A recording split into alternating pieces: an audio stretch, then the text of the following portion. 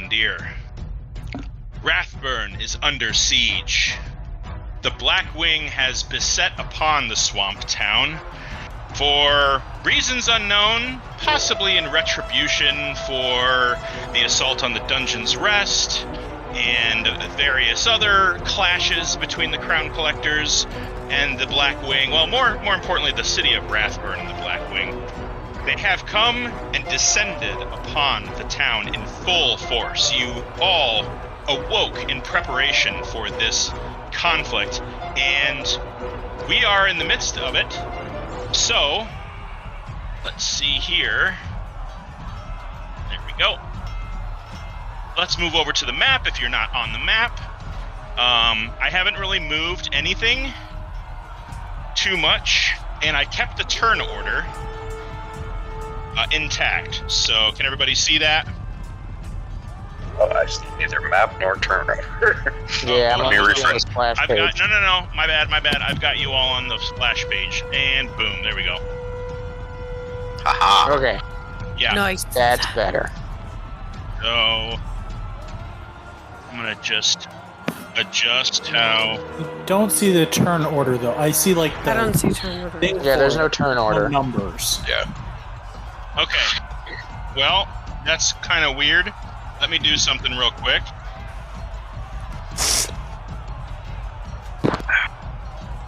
All the crown collectors go first, and then the bad guys. How did that work out?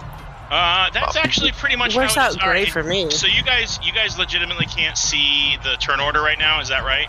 Yeah, there's Like nothing there. the box is Blank. there, but there are no Okay. no numbers. All right. Here's the deal. I want everybody to. I've got your numbers up. I've had my computer on the whole, month pretty much. So Bar Talk is at 26. You have a 19. The bad guys are sitting at. Oh no, this is from the one shot. Never mind. All right. I guess we're going to have to re-roll initiative. Yeah, Oh, I'm boy. reading initiative from last week. No, it's okay. Cleared. All right. Koza, use your super powerful ability to give one of us advantage. Yeah. So the odds are one of us goes first. Okay. Well, I'll probably give it to. Oh, who would it? I mean, Why don't you just roll for it? yeah. How many of us are there? 1, 2, 3, 4, 5, 6. Here we go. I'll roll a d6. And how many of you can't do anything? Because you can't get to your mini the way that we can. Anyone? Because I'll add a turn for you. I'm giving it to Kravish. So Okay. Kravish, you have initiative, or you have advantage on initiative. Okay. I will roll for him as soon as this boots up. Woohoo! I got a 16. I'm just so excited. Like, I've been so excited Why For did it only roll a at month once? now. Because I don't think you can. Once. I don't think the advantage thing works on initiative. I'll do it again. That's a shit initiative. I don't know. Rolled crap both times. Alright, there we go. Okay, so you need one. They're bad guys. From a certain point of view. The Syndicate, which I forgot to make a little fleur-de-lis for them. I was gonna, and then I forgot, but that's okay. Alright, we're missing one person, which is Axton. I will put him in. I don't know where he's at.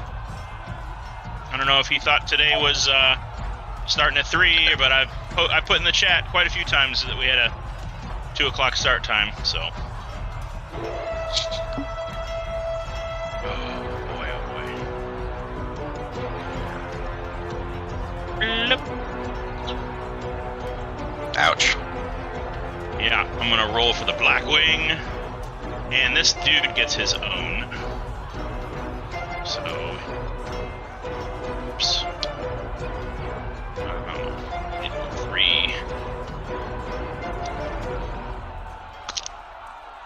All right. Ooh. Blackwing got a natural 20. 15 and 7. Did you make that sound, Steph? Maybe, but my mic was muted, so nobody but you knows that. Okay. I don't know what that was for. All right. We have everybody. Let's descend this or fix this up. All right. Bam. Well, without messing around, the Blackwing is going to go first on this day of our Lord. All right. So I'm going to move them all, everybody into position, and then I'm going to make my attacks. Oh, did you do the Syndicate? Yeah. The Marquis is representing the Syndicate. Okay, gotcha.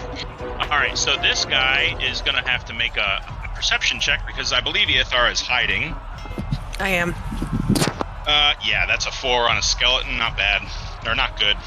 So he doesn't see you. This guy has a little bit better perception. Yeah, he still rolled a 5. Didn't see you. Yeah, you're pretty much like behind some crates and stuff. So everyone's going to move down instead towards the Marquis.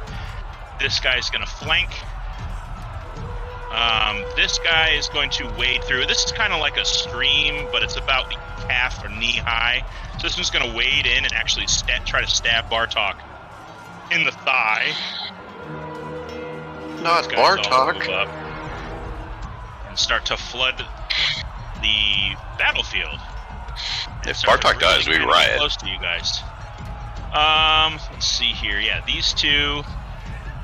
This is a Syndicate member, and these two are fighting. Okay, so it looks like everybody here is going to attack who's nearest to them. We'll move these guys in a little bit as they jockey for position. All right, we're going to start with this guy up here. He's going to shoot at Axton as he is surrounded. That's a natural 19. That's definitely a hit.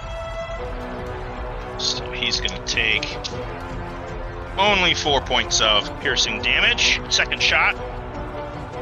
That's a natural 17. So 4 plus 5 is 9 points of piercing damage to Mr. Axton. They always attack Axton. He's a big shiny target. He I know. He's in the moonlight. It's more. He was not here to say it, so I said it for him. Axton's damage plus 9. Okay. All right. That's it for that guy. These two guys over here are all going to attack Bartok. Oh no. Yeah, that's a natural 15 and a 3. So the first attack by this little lady hits. It's just a dagger. He's only going to take 7 points of piercing damage. However, this guy right here misses entirely. Let's see here. Baranor, I need you to ready a Constitution saving throw if I hit you. That's a natural 3. That's not going to work, is it? He's also going to have to make a Wisdom saving throw because he's in the Spirit Guardians. So he gets a natural 5. That's a fail. I believe that's 3d6. Right. It's 8 points of radiant damage. And I'm going to give that to this guy if he fails as well, which is a pass. It's a natural 19. All right. Who else is getting hit by people? This guy right here already attacked. So, that's it.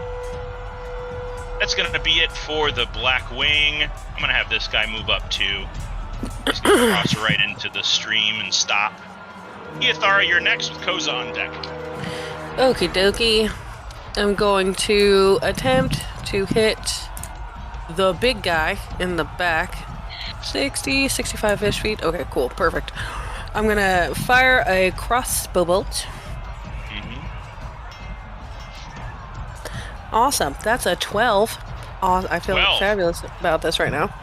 As you fire your crossbow at this giant steampunk, hulking mechanized suit, your crossbow bolt actually ricochets off what appears to be an invisible barrier around the mech. Oh, great. Great. Fabulous. That is Super perfect. excited. That's exactly what I wanted to happen. Okay. And then for my bonus action, or not bonus action, I'm gonna move. Where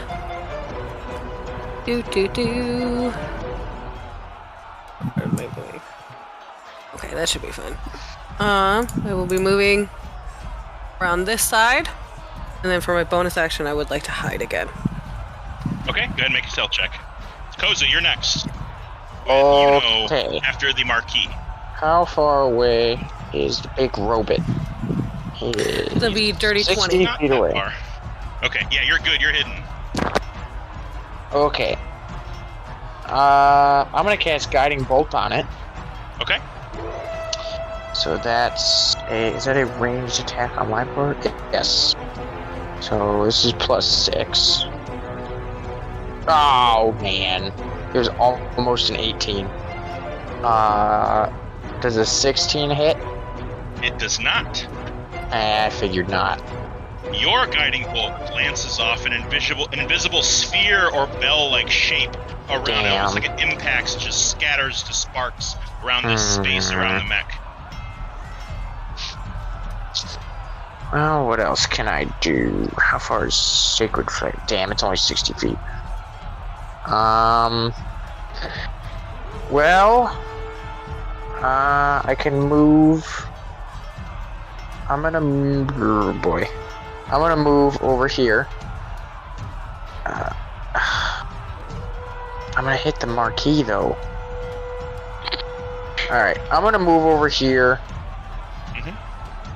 and cast Thunder Step. Is it Thunder Step that I'm thinking of? Thunder Step is like, I think it's like 20 feet around you or something. Where is it? Do I not have it?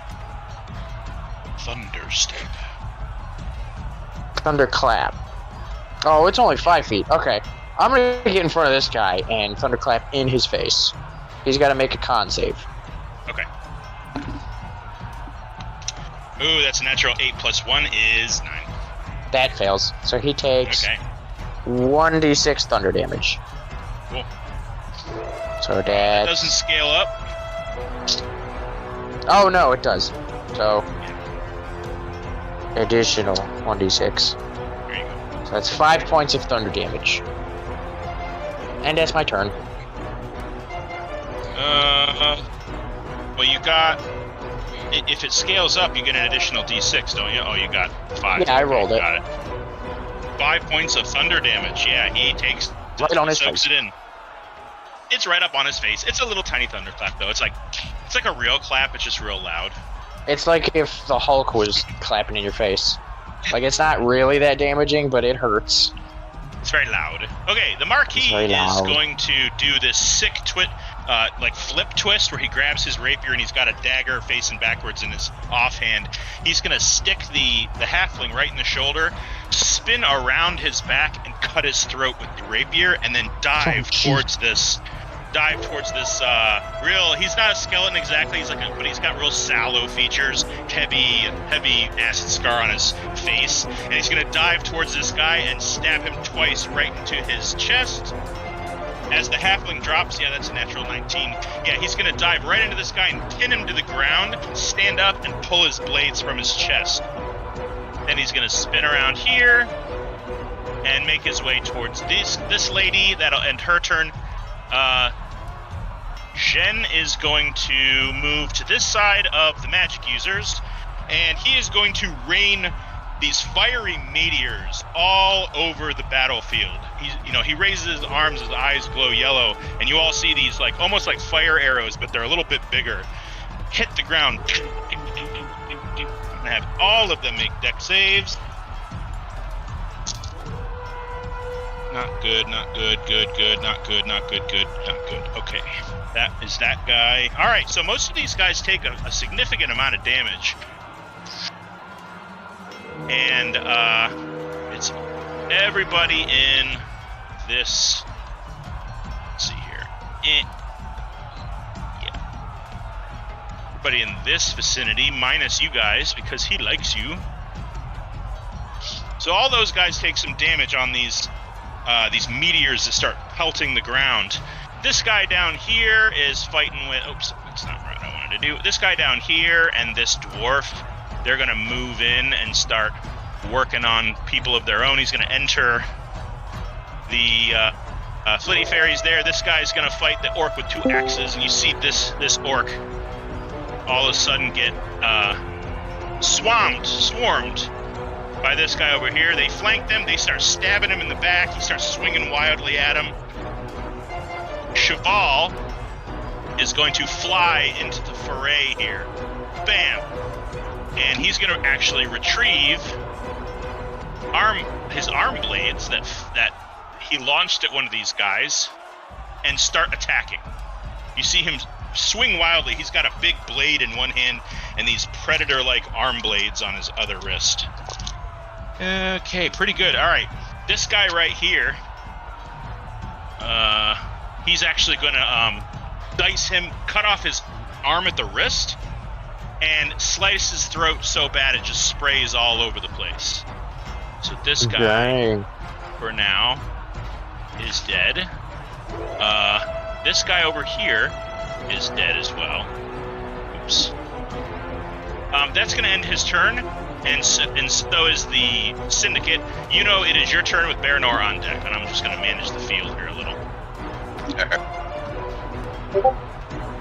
I'm gonna summon a shadow spawn. Okay. Right, kind of where this guy just died. Okay. They can't. All right. Oh, I'll move. actually, right here. Okay. All right. There you go. Over. Yeah. So, just give me 1 second here. Take your time. I'm doing stuff too. That's going to be a despair. Okay. One. So is that fear? Nope. Despair. They all have their speed reduced by 20. Okay. As long as they start their turn within 5 feet of me. Okay. So definitely the lizard drake guy, this guy, and the other lizard drake. So okay. And I'm going to attack the lizard drake. Okay. With the shadow spawn. Let me just see here. Is that Barry on the line? Yeah, sorry. Hey, what's up, man? That's okay. You are not up for a little while. You got a couple people ahead of you. Cool. Last time I remember, you got blown up and I'm pretty hurt. Oh, yeah. So is everybody else, though. You took 9 points of damage. Does that put you down? No, I'm still conscious. Aww. Okay. Get your luck next time. Does 17 hit? The Drake? Yes, it does. Okay.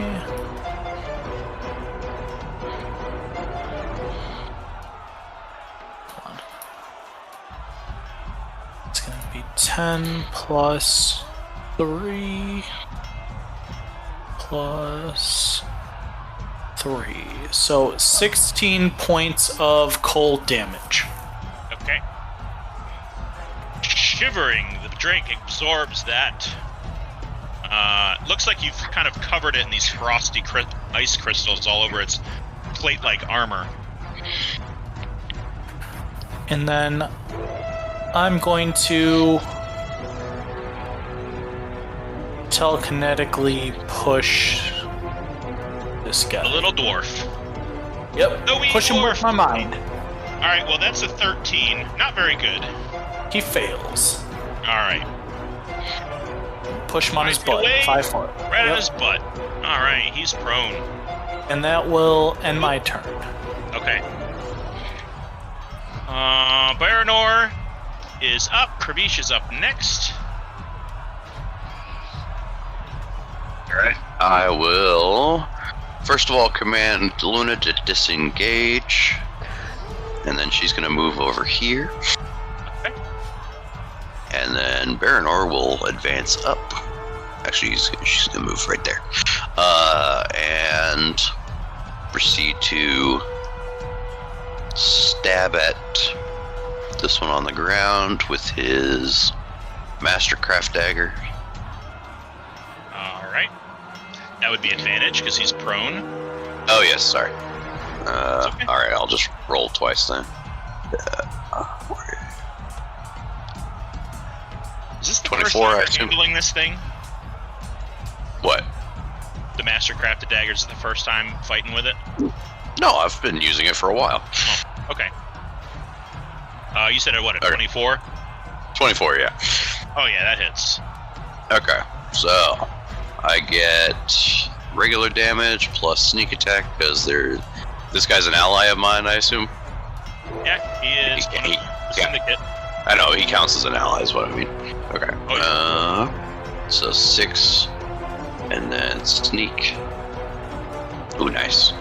16 total on that one. And then I'll go offhand for my bonus action with the Tellarite dagger.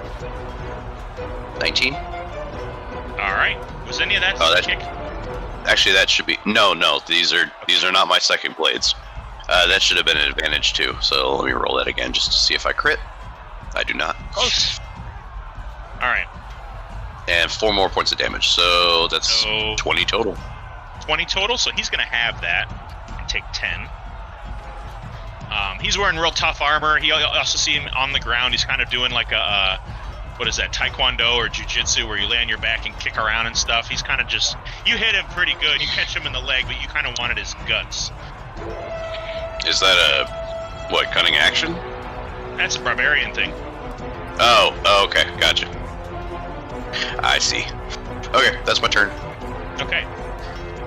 On your turn, the mechanized bipedal robot creature, you see from his back erupt these green flames that shoot down into the ground. You see his whole body lurch upward. His feet separate from the ground. He is going to hover and move right over here. Wait, how far is this? Yeah, he's going to hover right here. Right there. Alright, that's what he's going to do. It is Kravisha's turn. He's going to cast Dissonant Whispers. Let's see. He doesn't have really anybody in his Splitty Fairies except this mage over by Koza, and Koza's kind of got him. So he's going to move and at least try to catch some of these guys in his Splitty Fairies. That's 1, 2, 3. I think that's all I can get, really. And this guy down here that Baranor's messing with. Alright, they're all going to take some damage. Let me roll for them. Ooh, natural 20 on one of them. All but 2 pass. So that's another 3d6, I think. Forgive me if I'm getting that damage wrong. I think it is, though. That's pretty good. That's 14 points. 2 take 7. He is going to cast Dissonant Whispers, and he's going to try to do it on the mechanized creature. You see him pull out his lute. He starts to, or his mandolin. He starts to strum the strings, and this waving, almost this heat distortion with like a slight purple glow wafts towards the mechanized creature. I'm going to have the 2 gnomes inside roll wisdom. They both got 19s. Alright, so I'm going to say that didn't work. And he is still floating there. Sorry, Corey. And it is the mechanized creature's turn. We'll call him Mr. Robot. He's going to continue to float. He's about 30 feet in the air, and he's going to use his movement. And he is going to land right squarely here. Just for the heck of it, I'm going to move some people. Move you guys over here. Bam! I need Koza, Yuno, Shen, Luna, and Baranor to all make dexterity saving throws, please, as he lands all of his weight on the ground right next to you. Oh boy. Oh. Natural 20. It's a lot of frickin' ones in my damage die. Damn It's it. fine. That's fine. Okay. 22, you pass. Noah or Koza, you fail. Baranor, Ow. you pass. And let's see here. What else did I say? Jen, he passed. Is that it? Luna. Luna failed. Okay. So that's only going to be, for those of you that passed, you only take 4 points of bludgeoning damage as you're sprayed with a shockwave and gravel and dirt as this thing lands like a crater, like an asteroid, forming this crater underneath him. But that's 8 to Koza. Or excuse me, yeah, that's 8 to Koza. Okay. Mm-hmm. Well, that sucks. Just his speed. He's going to take his action now. And you see this huge steampunk, there's like jets of steam erupting from between its joints. He's going to raise this immense 10-foot long, 5-foot wide at the head axe, this large battle axe, and along the blade are these jagged pieces of metal. You see him kind of squeeze and the little buttons on his gauntlet light up, and those jagged pieces of metal start to chainsaw around the edge of this axe. He's then going to bring it up his other hand, his left hand, where these 3 huge hook-like razors on the end of his arm, and he's going to start to spin in all directions. Oh, yay! So he's going to try to hit everybody who's within 5 feet of him. Let's see. All right. So, Koza, are you ready? As ready as I'll ever be. That's 2 attacks against you. Okay. I just dropped my dice. Natural Nice 1 on going. 1. You're lucky. However, his claws get you for a 19. Oh, great. That's going to be 2 attacks against Yuno. Let's see. That's a 18 on one and a 21 on the other. I'm gonna cast shield, so 1 misses. Okay. That is... Who else am I attacking? Is Luna on the ground? Luna is down. Oh, okay. This is going to actually miss her because his arms are actually quite high, and he's literally swinging laterally. So fortunately, she's only about 1.5 foot high off the ground right now, and logistically, he would be missing her. But he's going to try to hit you still. All right, that's a natural 20 on one. Gross. And a 11 on the other. That misses. All right, so everybody who I hit, each time you're going to take 9 points of damage. Slash Doubled for me because of the crit. Yes. Okay. All right. And the crit. All right. So as far as the crit, Baranor, he strikes at you last. And just as you try to get out of the way, I mean, this thing spins around 360 degrees, lightning fast. It just spins around at the torso and kind of clicks around and locks in place. You had no time to react, and that saw blade ripped you open big time. You are actively bleeding. Okay. So I'm gonna put a little thing here. What's a good blood? Let's see here. You have a broken heart. Alright. So, that's gonna end his turn, however. Jeez. It is Axton's turn. Yeah. The only problem is I don't remember if I used my action surge last game or not. You know what? I'm a benevolent DM. You get it back today. Woohoo! I can't remember if I started with full health or not. No. I doubt that. Considering where you are on the bridge, No, I remember. Did you do like I respect the game, though. Respect the game. No, I remember. Okay. I did. He was trying. Fast one, I see. I just went, no, there's a benevolent DM there, so I had to try to take advantage of that. Last time ever.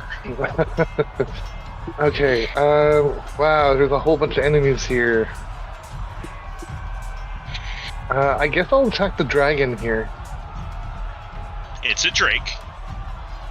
Great. Technically, you're right. It is a distinct difference. Is it a dragon? I think it technically is a dragon. It's in the dragon family. Yeah, Ish. but kind of like how a mouse and a gerbil are related. Yeah. I mean, the Drake Warden, the Drake grows up to is classified as a dragon, so. Well, this is not very big and it can't fly. Yeah. Fine, it's a Charizard, okay? Not technically a dragon. Okay, 24 to hit it. And I'll make it a menacing attack. Okay. 10 damage to it total for now. He's got to do wisdom. Yeah. Alright, not really wise, but I'm going to give him advantage because he's very scary. I'm very scary. Yeah, you're very tasty looking. It's very scary. That's only going to be a 15 though. That's a fail, but he's frightened of me. Alright. Until the end of my next turn. Okay, let me give that to him. He's a scaled. It's very scary. He's a scaled. Scary. Oh, Oh, wait, wrong guy. Hold on, that was the one you hit. This was the one you hit. okay, I'll hit him again, or try. Okay, 17 to hit, that hits as well. for an additional Seems 13 like their damage. scales are not nearly as tough as you would expect for a draconic creature. Oh, okay. Kind of like a big Komodo dragon, Mhm. which is also not a dragon. I'm thinking I'll Also try to not a hit dragon, yeah. this enemy right here. Okay. So I'm going to use my action search. Hey Ken, I have a question about your spawn. Okay. Is it considered a creature?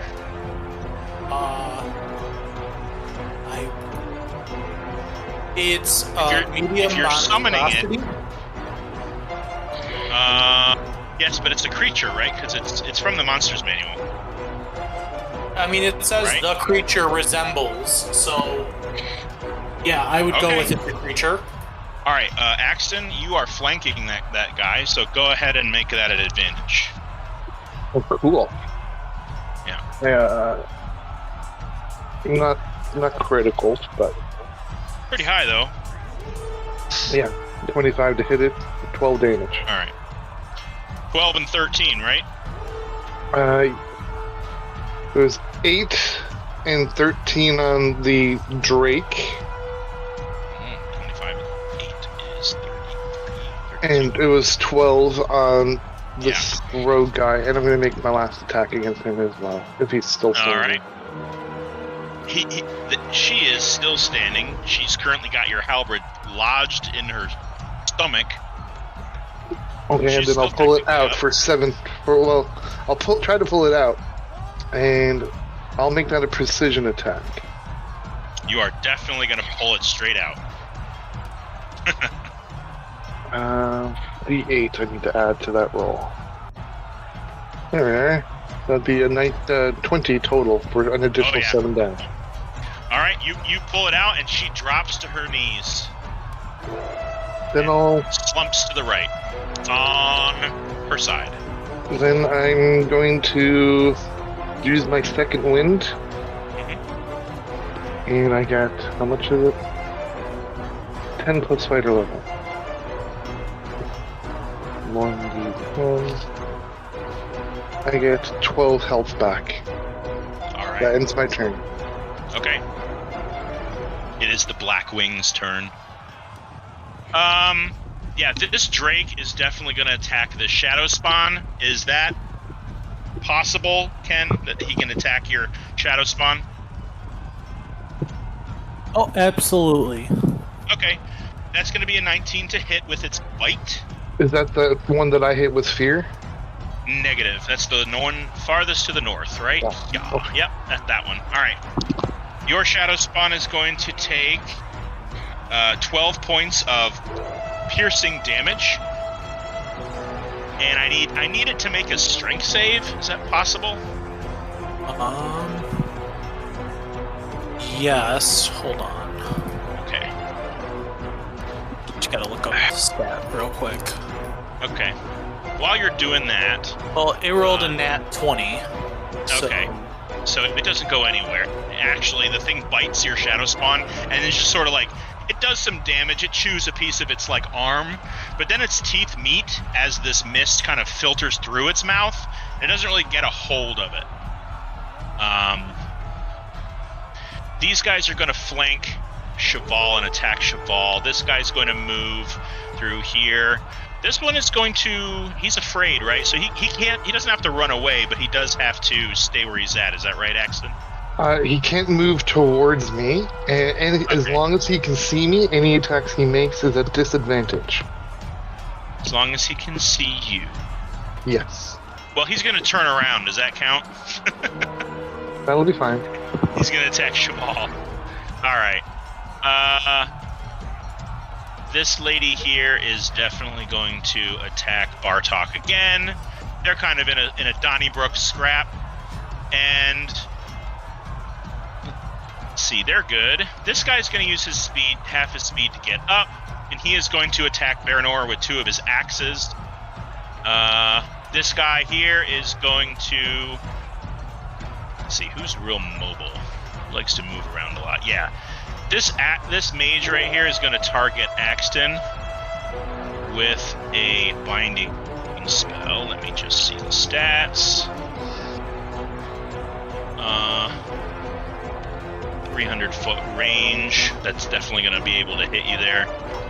Okay. I need Axton to make a strength save. I'm going to attack Baranor. This guy up here needs to do stuff. He's going to move. This circle doesn't matter anymore. This can go away. He's going to move over by this burning house, which is so totally cool. He's going to target the Marquis. The Marquis is doing a lot of damage. Actually, yeah, he's going to target the Marquis. Okay, so Cheval, Marquis, Axton needs to make a strength save. That's a good. You don't get earthbound. So you're good. Good job. However, he's going to then, for a bonus action, Koza, he's going to stick you with a little dagger he's got in his hand. He was really mad, but he only got a 14. Yeah, that still hits. Oh, boo. That's 4 points of piercing damage. Ow. And it was a Thayan blade, so you die, and no one can ever revive you. Oh, damn. Oh. So Well, that's bye, guys. Yeah. Baranor, 2 attacks from the barbarian with his hand axe. Yep. One is going to be a 17. That hits. One is going to be an 11. That misses. All right.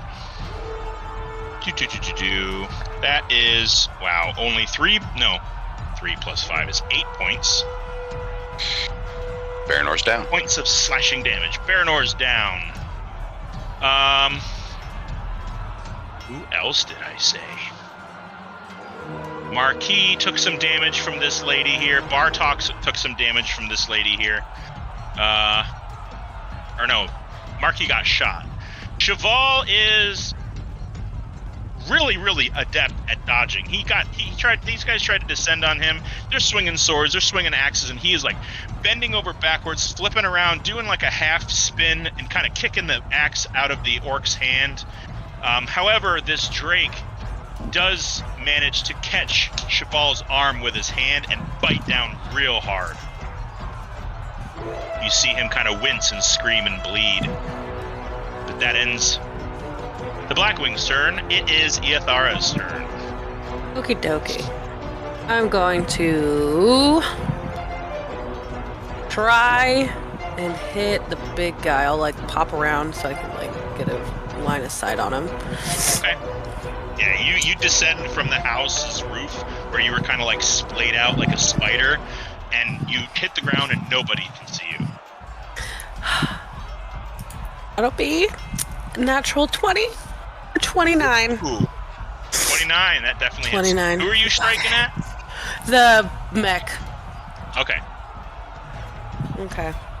Cozy, you're next, so go ahead and figure out what you want to do. Yep. They rolled a 7. 7 plus 7 is 14. 14 plus 5 is 19. 19 plus 20 doubled Nice. is 40. So 59 points of damage.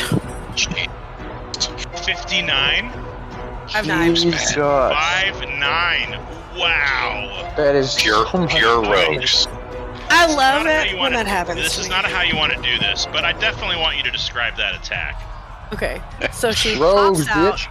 She pops out, sees Ernor and Luna down, flips out a little bit, and then as she shoots it, she shoots straight in, trying to hit any kind of weak spot she can see. She dials in and just shoots it, so it goes straight through, and tries to destroy something really important. All right, I'm gonna make this a little funny. So where Yes, you're please. at, you can see that there's a blazing brazier right here, and you hit the ground, and you, in your distracted nature, seeing Luna and Baranor down, your finger lets go of the arrow. It sails through the blaze of that brazier, lights the end of it on fire as you catch kind of a little bit of that fuel in it, and it strikes the side of the mech. And at first you're kind of like, it didn't really do anything, and you're like, aw. And then you notice that it's pierced this long tube that runs parallel down its body, and instantly this black Icarus liquid flames out of it, catches fire on the oil, and the entire right side of this mechanized creature explodes with blaze, actually knocking it down. It is prone. Awesome. I meant to do that. And then I'm going to attempt and hide again. Okay. Do. That'll be... Ooh, not super great, but I guess 26. 26. Yeah. You are definitely re-hidden. Koza, it is your turn. You notice 2 of your teammates are down, and on your turn, you are going to notice an encroaching sound of thundering footsteps. They are approaching from behind you. Oh boy. And as you turn your head, let's see here. I need to find a mini that'll work. Shekkis shows up all of a sudden. Okay. You see several of these individuals. No, not that one. Not that one. Let's see. Come on. Where's a good one? Let's just use this guy until I get somebody else. Several of these creatures from the south. You should use Chonky Boy. There are several of them. They are all clad in gleaming platinum and silver and gold armor. They bear great swords and huge shields. You all recognize them as bearing signias and just general aesthetic of Knights of Dainne. Oh shit! The cavalry's here. Here we go. This guy's here. And this lady's here. Riders of Robaron are here. They're all dwarves for some reason. I'm at the dwarf section of my thing. Here's a half orc. He's cool. And how about a dashing swashbuckler? Okay, so there's more of these guys pouring in. I will definitely this is just what you're noticing show up in kind of a not a pincer, Phalanx. yeah, phalanx maneuver. They're all just filling in here. And as you go to kind of feel yourself invigorated, you turn to face your enemy, and you notice several more creatures approaching from the north. The field is becoming flooded with enemies. All right. Well, Approach. So while the do what big you want to do, and I'm going to populate the field a little more. while the big robot is down, I'm gonna cast Call Lightning on him, and he's got to make a Dexterity saving throw. So you're going to leave your boy Baranor hanging, eh? Okay. Fine, that's fine. I understand. Dex save, huh? Dex save. Is that going to be a disadvantage because he's prone? How does that I work? believe so. You believe so? Let's look at Well, I don't know how prone works. Look at Let's see. Prone 5e. Who's going to get there first? Prone. A prone creature's only movement option is to crawl unless it stands and thereby ends the condition. The creature has disadvantage on attack rolls. An attack roll on the creature has advantage if the attacker is within 5 feet of the creature, otherwise the attack has disadvantage. So it doesn't say anything about dex saves. Alright, well, I'm going to roll a straight roll, and that's going to be an 18 minus 1 is 17. Okay. Hang on. You said 17? I did. Yeah, that passes. That passes, but he still takes half damage. Okay. So that's 3d10 lightning damage. Doink. 17 divided by 2, that's what, 8? 8 points of lightning damage, doubled because he's wearing all metal. Oh, so it's 17. 17. No. Nothing doubled is an odd number. Yep. Oh, okay. Okay, that's fine. 8, 16. Well, because 17 divided by 2 is 8.5, rounded down is 8, but yeah. Okay, so 16 points of damage. So yeah, he takes He takes straight damage Okay. because it's a disadvantage, but not disadvantage. He's he passed, but he's vulnerable, so he takes full damage. Cool. So that's 17 points. Okay. Yeah, on your turn, you're gonna notice that the side of his body that took the most damage from Eothar's flame strike, this panel opens up briefly, and he's gonna perform repairs. Are you kidding me? This plate opens up briefly. You see this little gnomish creature in like a little chain shirt and like goggles and little gizmos hanging from his glasses and stuff. He's got a pair of gloves with little tools and doodads all over it. Looks like he's carrying a spare empty hose. He's going to disconnect the hose that's leaking and on fire. He puts everything out with sort of this flourish of white powder, ergo a fire extinguisher.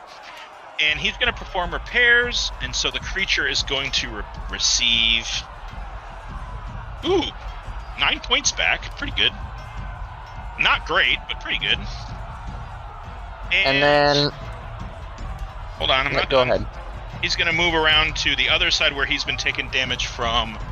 I think it was Baron or somebody else hit him. He's going to repair damage to that side of his body. Ooh, that's better. That's 12.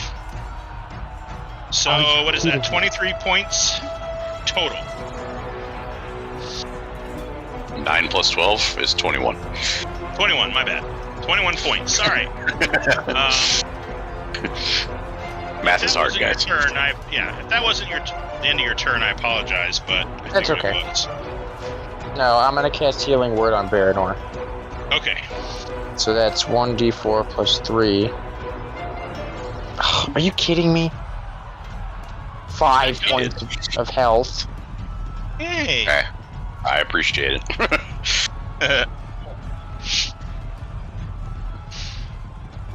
But that's my turn. All right. The Syndicate is up next. Jen is going to see Baranor pop himself up And let me prop you up there, buddy. Oh, and you're... Oh, no, I'm still down. I'm still down. I'm still prone. Oh, why are you prone? Because I got knocked unconscious. Oh, okay.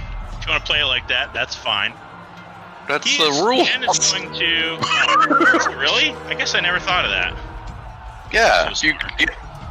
Okay. Alright, anyway.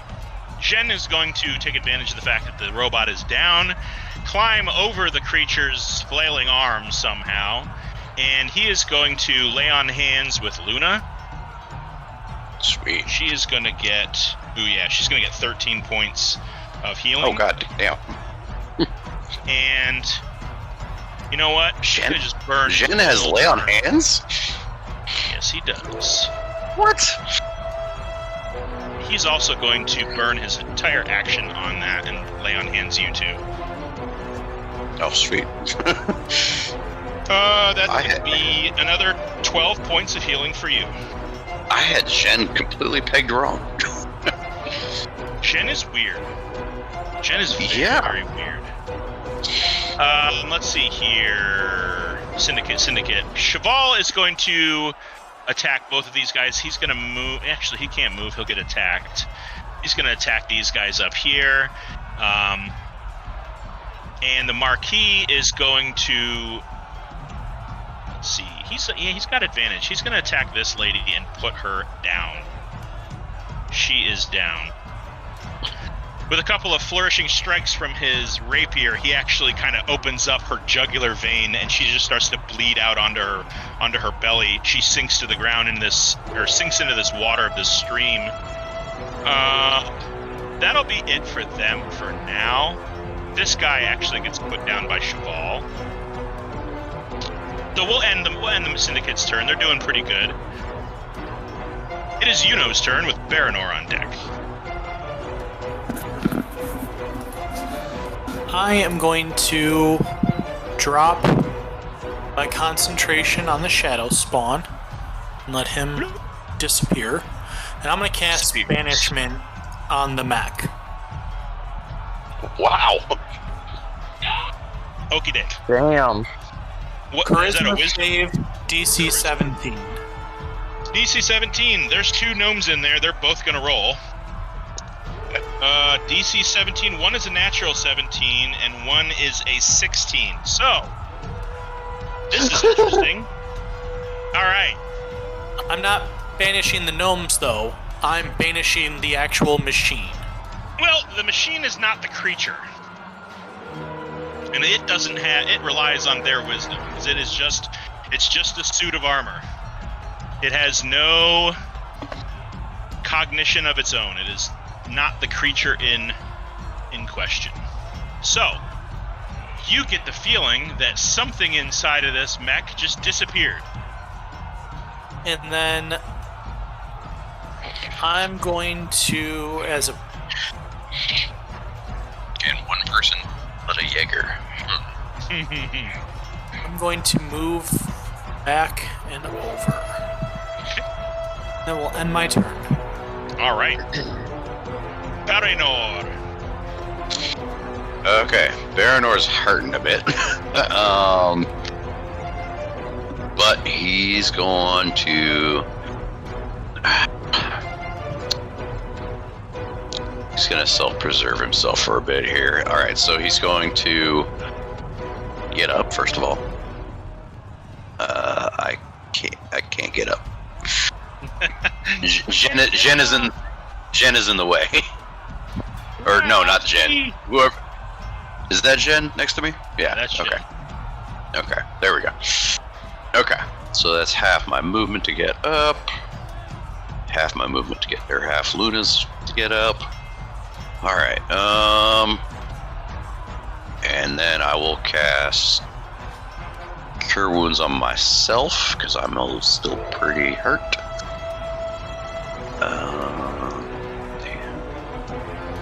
Down here for 12 points of healing. All right. All right, we're looking better, boys. We're looking better. All right. Okay.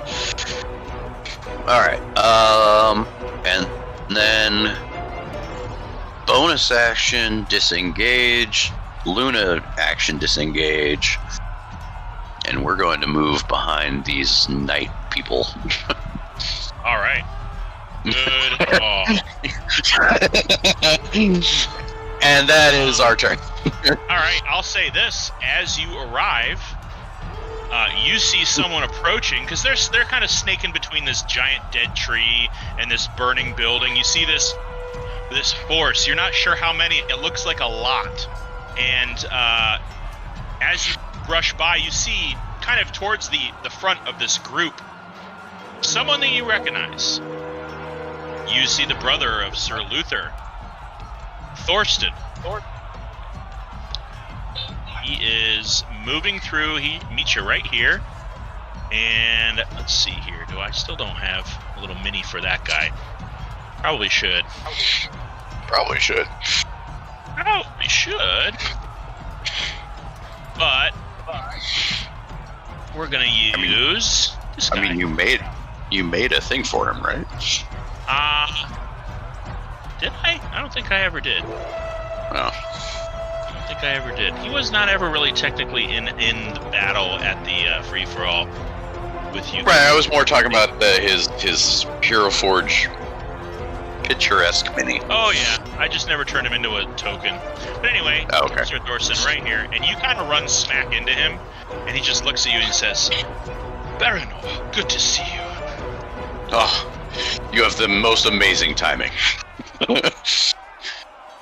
All right, and he's going to just spend a couple seconds kind of directing traffic and just sort of giving you a spot to sort of settle in as it looks like you're trying to get out of there. Yeah, a little bit. We can put you at the edge of the map. That's fine. Okay. It is Kravish's turn. He is going to move into the range of this guy and try to catch as many characters at once as he can. Can you get? Yeah, that'll be the Drake, the Dwarf, and the Automaton. You can't get the Mage. Can't get everybody. All right. While I roll Wisdom saves for them, he is going to. Ooh, nice. You see Kravish raise his sword, Anthem's Edge, into the air and swing it, not wildly, but with this graceful flourish. And as he does, this wind-like whistling sound comes from the sword itself, and he kind of stabs right into... Well, actually, he can. He's not near anybody. He stabs towards the mechanized bipedal creature. And let me see what that does. Ah, here we go. All right. Yeah.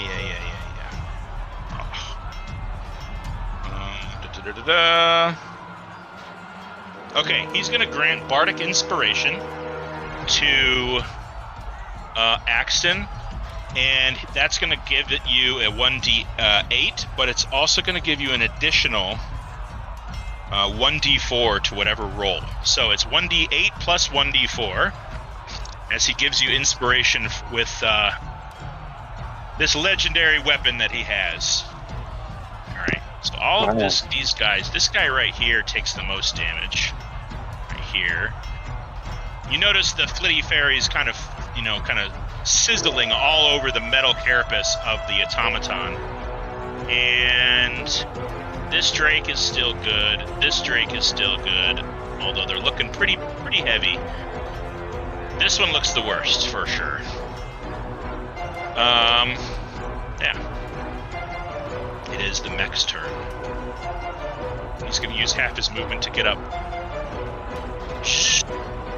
And you notice this thing is moving very sluggishly.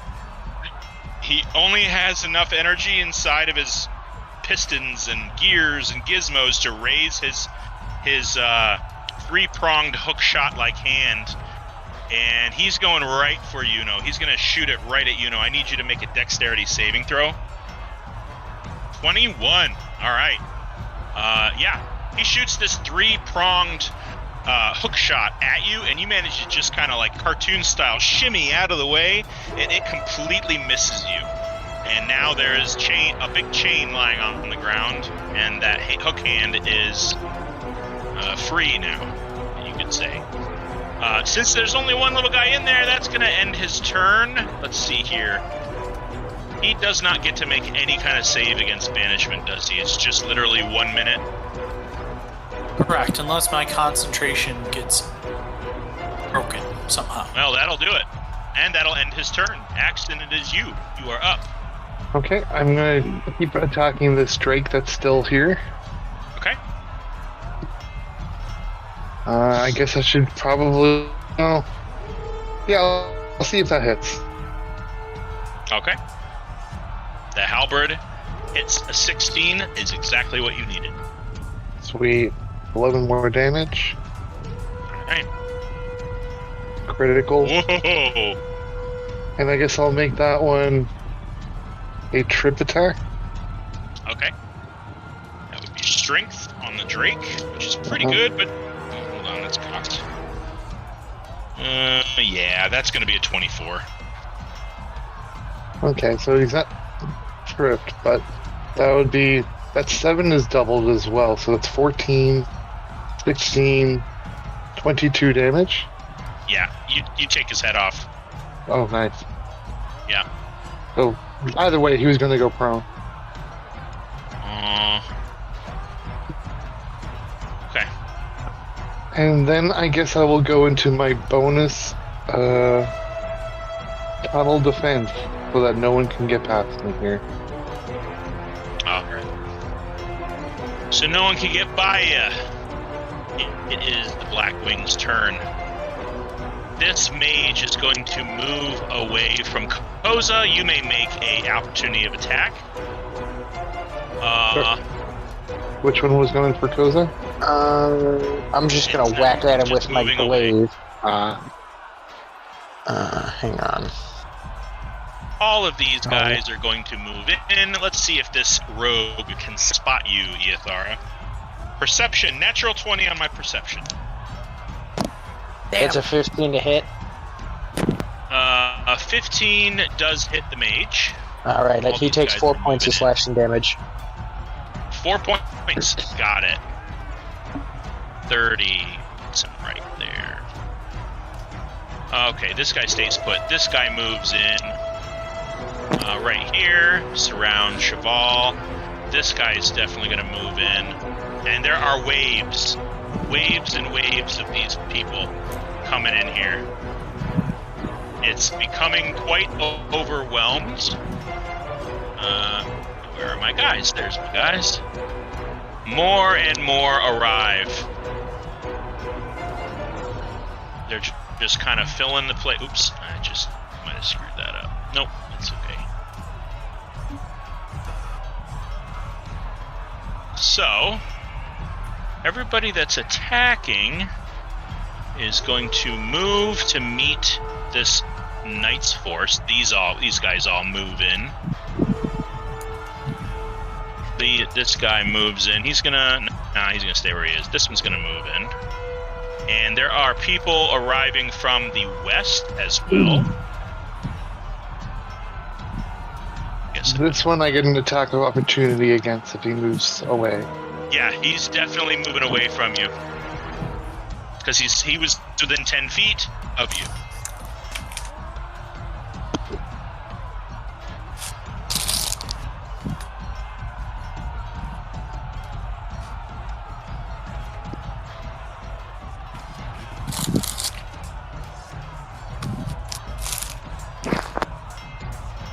Uh, 18 does hit. He takes 7 points of damage from you. Okay. Alright, so that is dealt with. Who is taking one for the team? Oh, also, I should probably have mentioned this. In this group, you see wings flapping in the air. However, they're not attached to any draconic creature. They're attached to humanoids. You've seen these before. They are winged soldiers of the Black Wing. They start diving, flitting in and out of the darkness, illuminated by the firelight of the roofs. There are 2 of these creatures on the field right now. So, Eothar is going to take 2 strikes from this guy because he can see you. Okay. One is a 23, the other one is a 19. Both hit. Both hit. They're just short swords. So that's going to be a total of 7 and 8 is 15. 15, yes. Thank you. I can math. 15 points of slashing damage as he strikes you with these short swords in his hand. Who else is getting attacked? Not you, not you, not you, not you. I don't think anybody in the party is getting attacked by anybody right now. Although, no, you know what? This Drake gets to move. He's gonna attack he's gonna move a little bit. He's gonna attack the Marquis. He's not gonna attack any of you guys. There seems to be a pretty good wall of corpses, and I'm gonna get rid of these corpses because they're just in the way. If that's cool with everybody. Don't worry, I'm saving them on the side of my screen. If you want to loot them later, I will put them back on the field. Okay. This guy's going too, and so is this. Okay. So, field's cleaned up a little bit. That's kind of going to be it. You're going to notice some of these knights clashing with the Black Guard, or the Black Wing, and yeah, there's now kind of a battle on 3 fronts right now. Eothar, you're next. Koza is on deck. Okie dokie. Well, I have to presently deal with the person in front of me. So I'm going to hit him with the only other thing I have, my dagger. 25 to hit. Yeah, definitely. Awesome. Gotta love the reroll feature. Mm-hmm. Perfect. 7 points of damage. Okay. Yeah, you two are kind of tangling right now. Yep. And then I'm going to bonus action disengage. And then I'm going to 35 feet of movement. Just try to get to approximately there. I gotta do that. Over here. And that'll be my turn. Alright. Koza. What's up, Koza? Alright. So, I'm gonna redo my Call Lightning on the mech. Okay. He's gotta make another deck save. Deck save.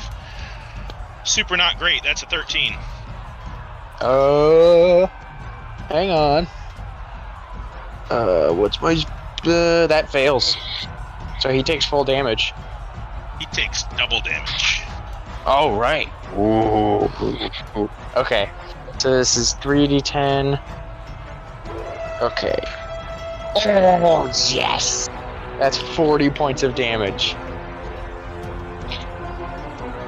40 points of damage against my mech. Yep. Koza, he's still up. Fuck you. But it rocked him to the core. Good. Shook him all night long. And then as a bonus action, I'm gonna cast Spiritual Weapon. And I'm gonna summon it right next to him. And then I'm gonna have it attack him, which I think, yeah, it's a spell, or it's a melee attack on my part. Right on. So that's 1d6 or 1d20 plus 3. Oh, are you joking me? I'm rolling so shitty tonight. Yeah, not good. After I get a 40. Yeah. I'm gonna summon it there. It's not gonna do anything. I can't move or else I'll get an opportunity attack. So, that's my turn.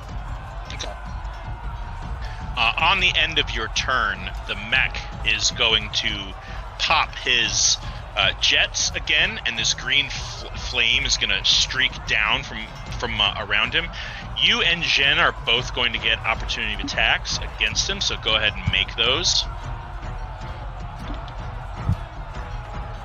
I'm sorry, could you say that one more time?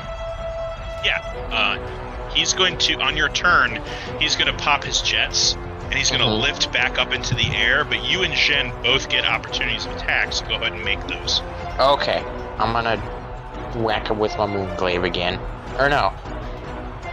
Actually... Shen's going to miss with his dagger. Yeah. Oh. Jeez. Nope. Okay. And he is going to lift into the air and float. Seems like this part of his mechanism was not affected by the banishment. But he's going to move, and he's going to slam right here. Hold on. No, more like right there. Yeah. So action, and one of the Syndicate members need to make dexterity saving throws.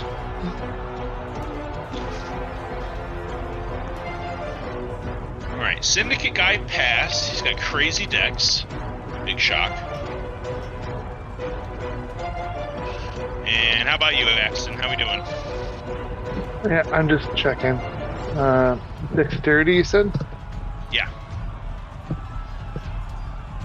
That's not going to be good enough. Unfortunately, you get caught under its feet as it lands. But I also get an attack against it as well.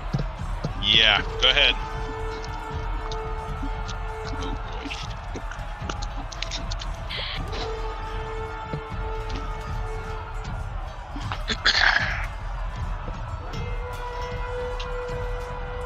Yeah, it's going to take 12 damage from you, and you're going to take 15 points of bludgeoning damage, and you are knocked prone.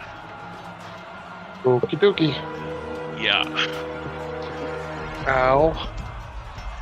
That's its legendary action. It is the Marquis and the Syndicate's turn.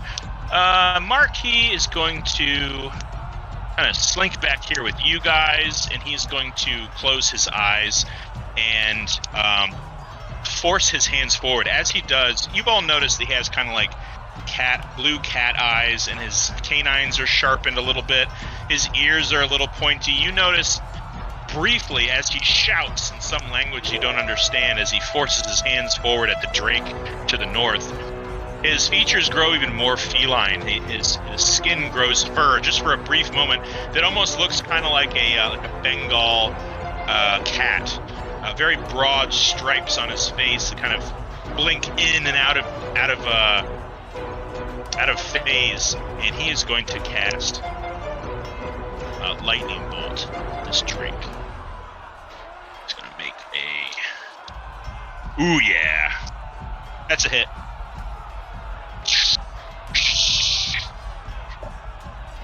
Yeah, this drake soaks a lot of damage. He's still up. But there's these char marks that ripple across his flesh. Shen is going to drop back and sort of move near Yuno. And as he goes to make a move and throw something at this mech. Let's see, let's roll and see if he hits it. Oh yeah, that's a natural 18. This guy right here moves his hand, speaks a word, and the spell is negated. And you know what? Just because I'm feeling frisky, Kirby's just gonna counterspell him. And he's going to fail. Oh. That's what happens when you miss a session. Alright, that was a roller coaster. It is the Knights' turn. I'm not gonna go crazy with all these extra turns. The Knights are gonna pour in here, surround the mech. Get in the middle. Oh, no, that's a bad guy. He's going to stay there. This guy's going to move around. You see him kind of move into position to kind of be with you guys. And these guys just keep moving through. Yeah. All right. The Marquis is good. That's good. Cheval is going to fell two of these guys. with his just whirling dervish, spinning blades and flipping through the air. He drops 2 of them. He's going to move. He's going to soak an opportunity of attack as he moves towards this mech.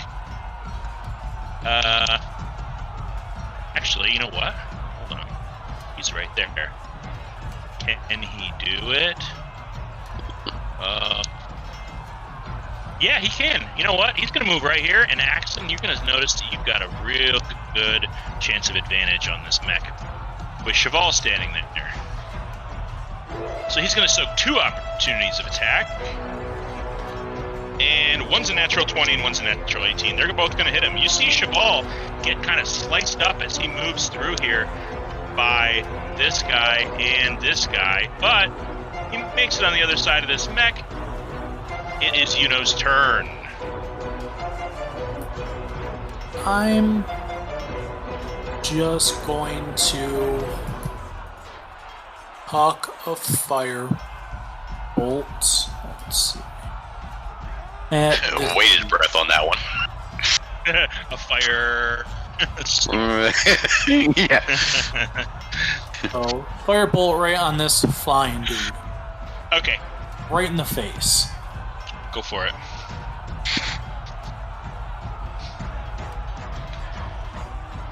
Uh, 21. Yeah, definitely hits. It's going to be 12 points of fire damage. Cool. To the face. And then I'm going to move over here and hide behind the big beefy dudes. Yeah, there's a couple of them. For sure. That'll end my turn. All right. Paranoia, you're up. Alright. Luna's gonna come up here. And she's gonna do a bite attack at this guy. Which pack tactics because of the friendlies around her. Gives her advantage. 24. 24 does hit. And 10 points of piercing. All right. Alright. And I will move. Is this water considered difficult terrain? No, it's only like a foot, not even a foot deep. It's just a little kind of like trickling stream that moves through town. Okay, just checking. Alright, I'm gonna move here. And I'm gonna Mastercraft Dagger this guy. Did the damage Luna do seem less against this guy? No. No, she bit okay. his freaking arm. Okay, I'm just making. Alright, Mastercraft Dagger, no advantage because he's at. Do I have to roll strength for him? It's knocked over. Oh, actually, yeah. DC 11 strength check from. Okay. Well, it's a natural 13. And then just a Mastercraft Dagger then. Nat 20. Yes. Don't need advantage. All right. Let's see how if we can manage this one, damage wise. Ow. All right. Oh. Why? Okay. Still counts. Right. But that's what? 6 points of damage. Yeah, it's not great. Yeah. Okay. So 6. Depends. Yep. Because I have friendlies next to me, though, I get sneak attack. Nice. That's where the real advantage of the rogue comes from. All right. And so double 9 is 18. Yeah. Okay. That's the first hit. Second with the Tellarite Dagger. Offhand. Nah, that's terrible. Okay. Not so great. That's my turn. Still up, but he is literally being beset upon by you, your dog, 2 knights, 3 knights, so... ganging up question. with one guy. Question, did me casting Cure Wounds on myself last turn heal my bleeding condition? It did, actually, yeah. Okay. You would have had to roll. You had to roll a little bit of damage on your next turn, but I negated that because you got healed. Yes. Okay. And you died, I think. I mean, I didn't die. I went unconscious. Yeah, you were unconscious. You got healed. That goes away. Good job. Yeah. All right. That it for you? Yes, that's it. Okay. Yeah. Yeah. Kravish is going to move this way, and as he does, he's going to shoot this guy with his crossbow. And I think I can do that. Yeah, I can. I can do that. I can do whatever I want. Alright, let's bring up his character sheet. Let's see here. Axton, your turn's up next soon, so... Yep, I'm preparing. Alright, he's gonna use his hand crossbow. Bam! He doesn't have advantage, but I'll take the 26. 8 points of piercing. And he is going to also use his bonus action. I just want to confirm, this one just shot me? No. Oh, He shot him with his crossbow. But he's pretty hardy. Hardy little dwarf, he took it. And for his bonus action, he is going to play a little ditty, a little tune. And he's going to give inspiration. So you can roll a d8 on your next turn. Or your next attack, or whatever. So that ends his turn. It is the Mech's turn. The Mech is going to stay right where he is. And he is going to raise his... you see that very slowly, it seems like this creature now, for some reason, has a little bit of a sluggishness to its movement, and retract that hook blade, and he is going to raise his chain axe, and you hear it ring, and he's going to strike, make a single attack against Axton. There's so many other targets there. Yeah. That's I told you you'd say it. 23. Well, I'm unconscious no matter what you do. 23. Okay, well, what's your max? How dead are you? I'm dead. Yeah, that's gonna be 12 points of piercing or slashing damage, chainsaw damage. That should be its own thing, right? Sure, as long as I can get one too. You're down. All right. Plus the attack had advantage against me because I was prone. Oh, you weren't unconscious, were you? No, I was prone before because you knocked me prone when he landed next to me. Oh, well, let's just see if he gets a natural 20. Nope. All right. So you fell down, and this dude literally dropped a chainsaw axe right on you as you lay. Mm-hmm. I'm going to say that your armor takes significant damage right now. So I just need you to note that in your notes that your armor is damaged. It's not going to affect your AC. It's just messed up. That's going to end his turn. He's not going to move anywhere. Axton, I need you to make a death save. Okay. That's a success, I'm guessing. Gotta beat a 10. And Bad Joe, Bartok has not been involved in this fight at all because I forgot to give him a turn. So we're just gonna have him go next.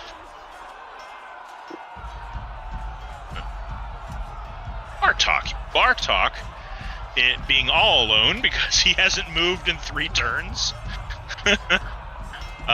Yeah, he's gonna sink to his knees, and he's going to pull out of his pouch, and he's gonna grab this what looks like a dirty, grimy, oily leather pouch, pop a cork on it, and dump this very strong, potent liquor straight into Axton's mouth. And we're gonna see if he can pop you out of unconsciousness. Do you? I guess I should say, would you fight this? I guess you wouldn't because you're unconscious. So he's gonna heal you for 9 points of healing. Yay! Yeah, I'm back. He's been subscribing to the Jurassic Park theory of if he doesn't move, nobody will attack him. Yeah. he's like Drax. If he doesn't move, you can't see him anymore. And it worked. It did work. Nobody attacked him, and he didn't attack anybody. It's the stealthiest barbarian ever. Ever. Yeah, that's gonna end his turn. That one's for free. Sorry about that. Axton, you're up. Oh, okay. So I guess I stand up from prone. And I'm not happy that this robot thing attacked me, so I'm going to attack him back. Cool. That one dwarf in there is really working it.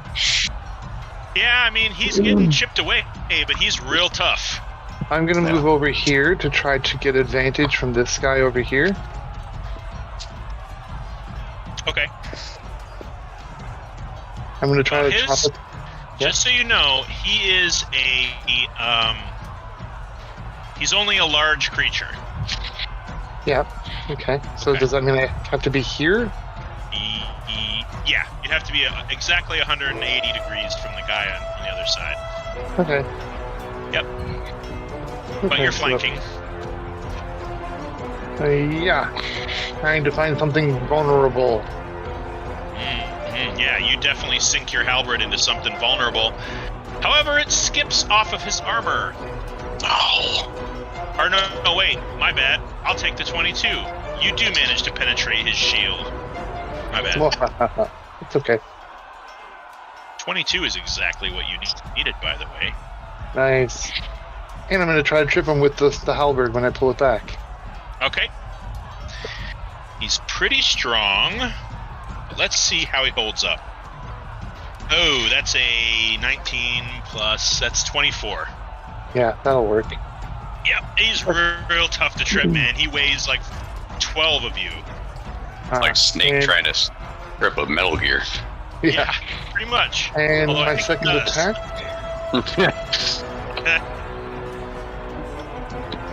All right. Not enough. Hold on. I'm going to use my inspiration I got. No. 21.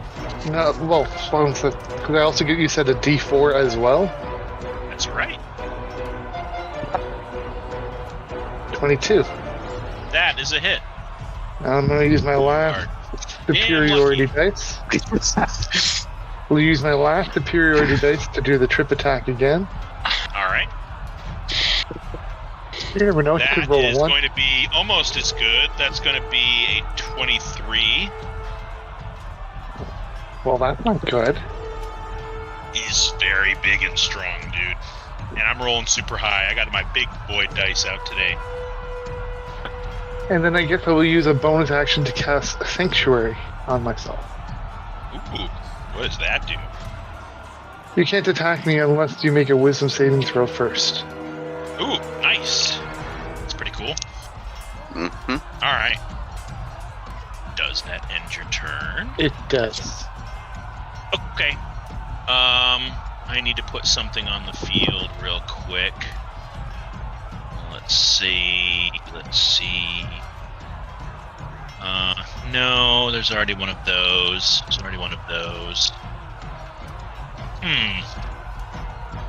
Wish that there was a way to organize these little minis and Roll20 a little bit better than this. It's just scroll. Here we go. All right, we'll use an Atgear. Let's bring Atgear back. Okay, an Atgear shows up. And you see him rush to Zhen and whisper in his ear. And as that happens, it is the Blackwing's turn. These two flying creatures are going to both advance down the field. This one's going to see if it sees Iathara. 15? It's not very good. I'm not hiding, so Oh, well, okay. How about a 15 to strike you then? 15 misses. 15 minutes. This guy is definitely going to come up to you and strike you, though. That's a lot better. That's an 18. That hits. Okay. That's going to be 1 with his short sword. The second strike fails, so that's only 6 points of piercing damage with his short sword as he stabs at you. This lady is going to miss you with what looks like a magical firebolt that she fires from the sky. She's currently about 40 feet in the air, very high up. This one's going to move into the field, and the field is going to fill in with soldiers behind them that all move down. So, that's that. This black wing here is going to move this way.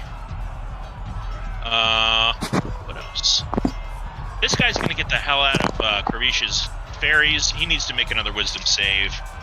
As he started his turn there, he passes with a 20, dirty 20. He's going to attack. Can't really get through anybody.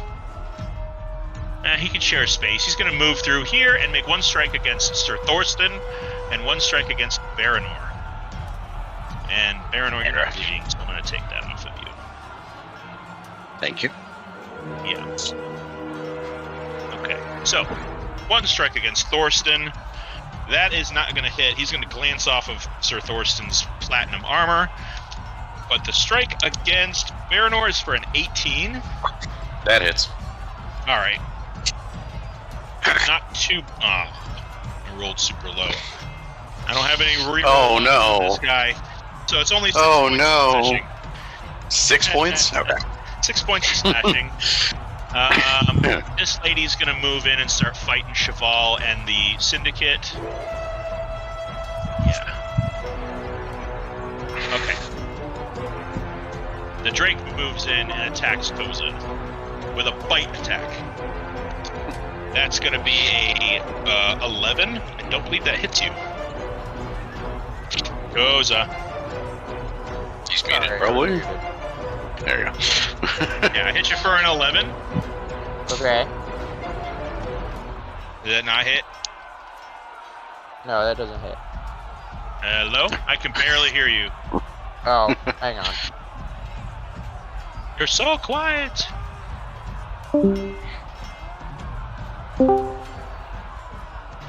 Better? Yes, it is. Okay. No, it does not hit. All right. Let's bring this fight a little closer to the party. This lady's going to swoop in, and she's going to throw... Ooh, what do I got for this lady? Yeah.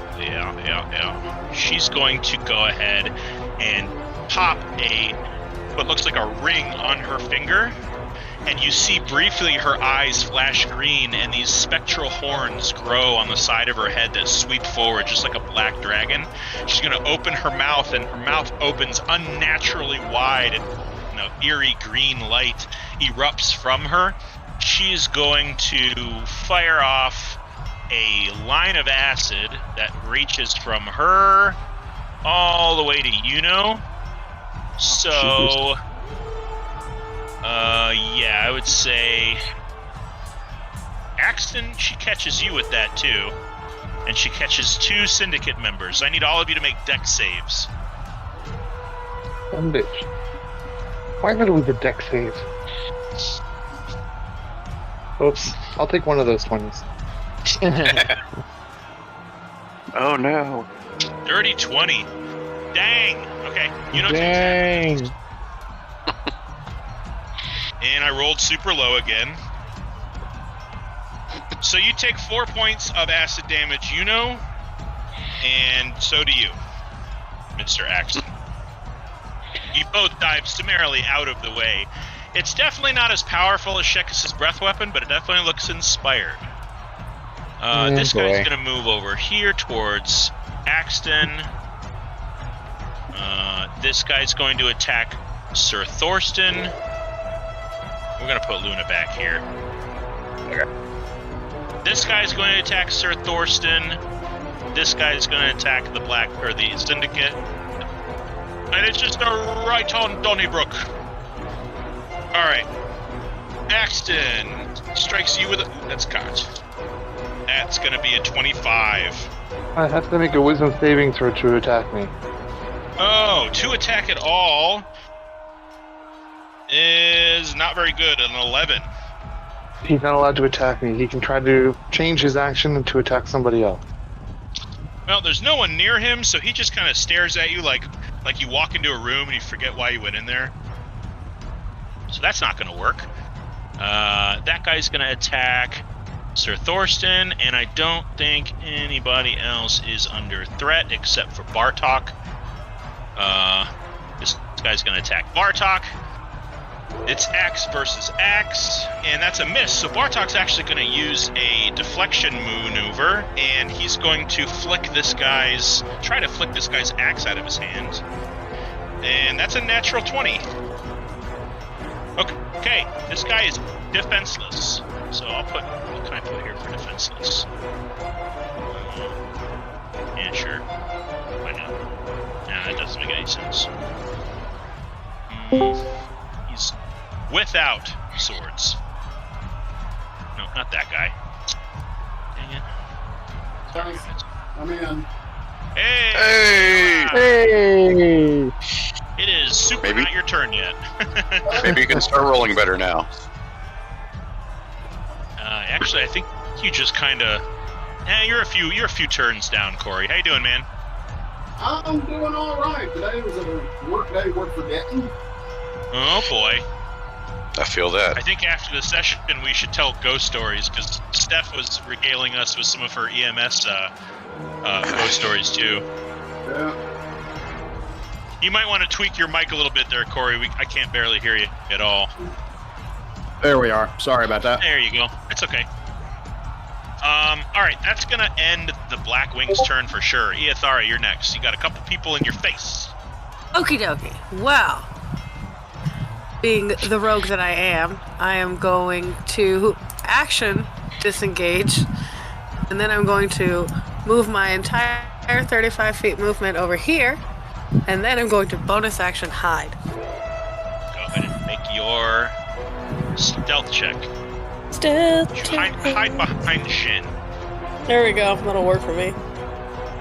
He's probably used to it by now. Double nines. Okay, so 22. Jesus. 22, you are well hidden. And that's my turn. All right. Dash action. Koza, you're next. Okay. I'm going to redo my call lightning. So he needs to make another deck save. Okay. Let's see here. Which guy is this? The Drake? No, the mech. Oh, the mech. Deck save. Not good. That's an 18. It's a natural 19. He passes, but he still takes half. But he's vulnerable, so he takes regular. Yep. So 3d10. That's right. Schmork de bork. That's 13 points of lightning damage. Nice. Yeah.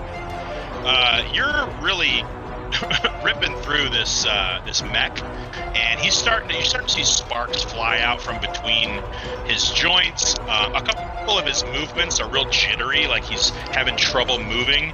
And as he spins his torso around, there's kind of like a janky, sort of like the ball bearings on the inside are sort of getting bound up action. He's not looking too great. Well, I'm gonna move my spiritual weapon 20 feet closer to him. And I can't move because the Drake will get an opportunity attack. So that'll end my turn. All right.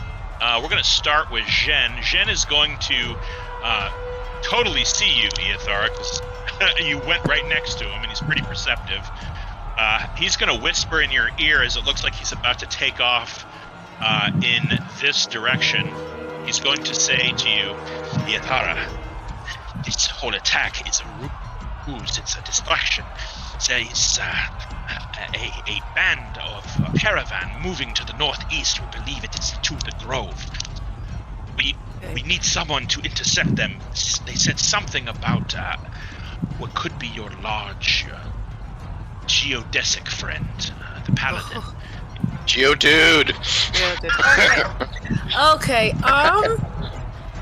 that's Why don't you great. take the crown collectors and see what you can discover in the woods? We will keep this force occupied. Okay. Awesome. I'm just trying to figure out how I'm gonna tell everybody. I'll figure out the way to make it work. He's gonna actually dive. Yeah, he's gonna dive. This is his turn, so he's gonna break away and move right in the middle. How far away can he get? Yeah, he's gonna actually right here plant himself and shout at the top of his lungs so that Axton, you can hear this over the whirring and hissing of the mech, and Bartok will hear it. Koza, you'll hear it. You'll hear it. Baranil, you'll hear it too. Does that leave anybody out? I don't think so. I think we're all pretty. Kirbysh, you can hear this as well. Okay. And he's going to repeat that. He's going to say, Crown Collectors, we will halt them. They are making a move with your friend into the northern woods. And we believe it's to the cove, or the grove, or something like that. To make it work. And that's going to end his turn, because he spent his entire action doing that. The Marquis is going to stab this dude. He's going to actually climb on top of the Drake, and he's going to sink his weapons into this thing's neck and bring it around all the way to the front and open its neck up. Just like he did with the little halfling. Ooh, that's a good one. It's a natural 19 and a 17. Those both are going to hit. Oh, man. Almost max damage. Yeah, this Drake, he opens its throat, and it just drops down, and he just pushes his blades out the front of its neck, his hands now covered in blood. All right, you heard them. It keeps these bastards distracted. And that's going to end. We'll say that ends the Syndicate's turn. You are next with Baranor on deck. Can you make what would be the normal fireball sphere for me? I can. Is that 20 radius from your 5? Is that how we've been doing that? Yeah, it's a 20-foot radius. All right. 20 radius out from 5 would be like that? Yeah. Okay. Where do you want it? Let's start by moving it to the left. Yeah, well, just tell me where you want it to be centered. Let's try centering it right here. Okay. Okay, let's move it to the right and up a little bit. So center it, maybe right here. How's that? Let's bring it up a little bit up. So this Like guy's right here? fully included and this guy's included. That? That would get Axton, though. Yes, but I'm going to start with a bonus action and telekinetically pull Axton towards me 5 feet. I do not resist. He chooses to fail. Okay. So, just because it's funny, you definitely pull Axton onto his face into this stream. So you just splash flat forward, right on your face. And I then won't charge I you any have speed to get up, but you're prone. Alright. Okay, so that is 1, 2, 3, 4, and he is too high up. He's about 30 feet. And if you're centering the radius on the ground, that's only 20 feet above, so that flying creature does not get hit. However, 1, 2, 3, 4, 5, and you also catch the mech too, just saying. So that is going to be 6 dexterity saving throws. Alright, let's get all these damage die out of here. Damage die. Alright, 1, 2, 3, 4, 5, and 6. Alright, see how we do here. Oh, one's a natural 20. The mech got a natural 2, and no one else got above a 14. So, I'm going to say, just for Hex and Giggles. This one is the one that passed. Everybody else failed. Because I believe a 14 does not pass. Is that right? No, 17. Right. 17 is pass. Okay. Full is 35.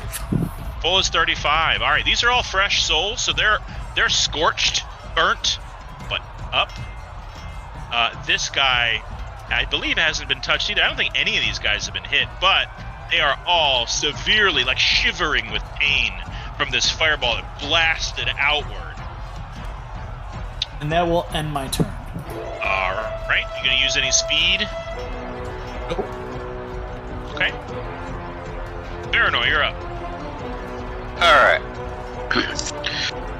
Alright, I'm gonna sheath my daggers, and then out of my hand erupts a spectral dagger. Okay. Purple spectral dagger, and I'm going to stab this guy Yeah. with it for advantage because I'm flanking. Want to see you hit this guy? I do. Soul knife. He does not get half damage on psychic energy. 22. Yeah, that hits. Alright. Damage. 8. And then sneak attack for another 8, so 16. Yeah. Alright.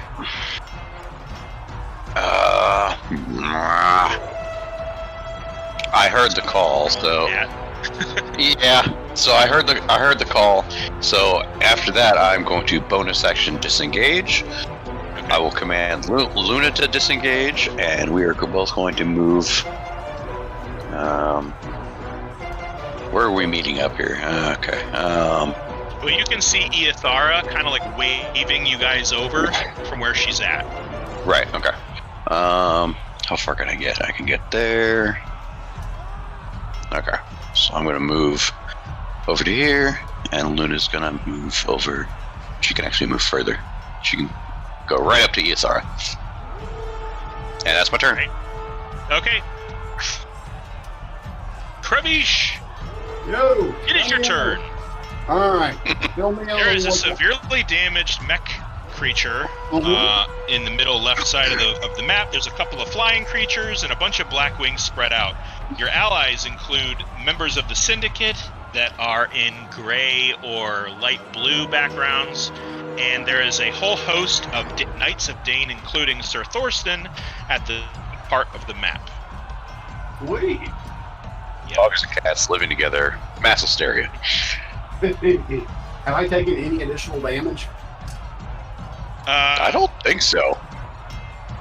Yeah, I think you've actually kind of stayed out of the foray.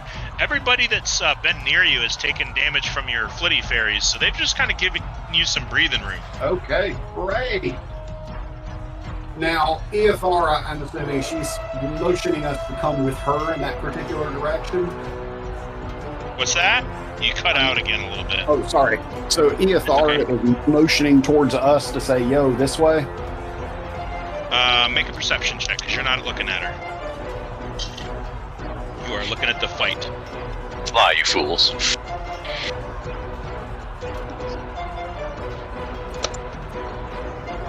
Oh, yeah, cool. He came to visit. 14. That's not bad. I'll say you just made it. Okay. Yeah, you just kind of barely heard. You heard Jen shouting, and you kind of looked over just in time to see Iyethara standing there, and you just kind of put, like, maybe I'll mosey over there. Like, that's the idea you get. You didn't exactly hear anything she's saying or see her wave. Okay. But we were told okay. So what I'm going to go ahead and do, I am going to use some movement to go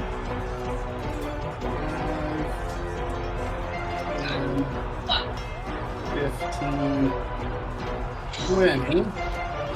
I've got a whole bunch of new people in the circle with the flitty fairies. Yep. All right. 1, 2. What is this? Hold on. I'm going to move you real quick. Okay, that's just X then. All right. So 1, 2, 3, 4, 5, 6. 6 people. Axton is the one above me, correct? Correct. All right. All right, that's 6 wisdom saves. All right, the mech did pretty well and got a surprisingly 16 with its wisdom. There's a natural 20 here. There's a 16, a 19, and an 8 and a 7. Okay, so let's see. It's a 16. It's a DC 16 wisdom save. All right, so 1, 2, 3, 4 of them passed. Okay.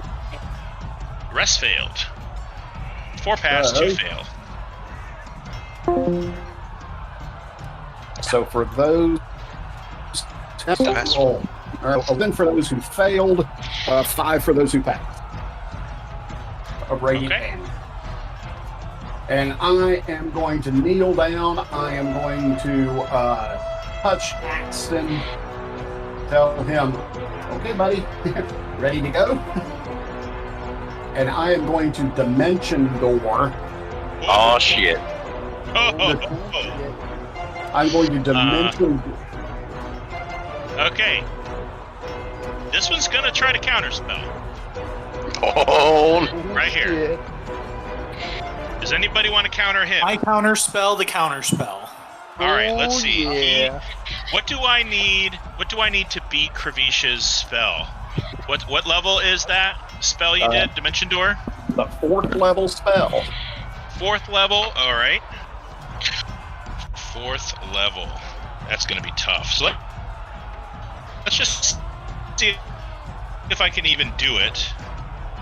All right. Yeah, that's going to be a 17. You know, you go ahead and make your move. Nat 20. Nat 20!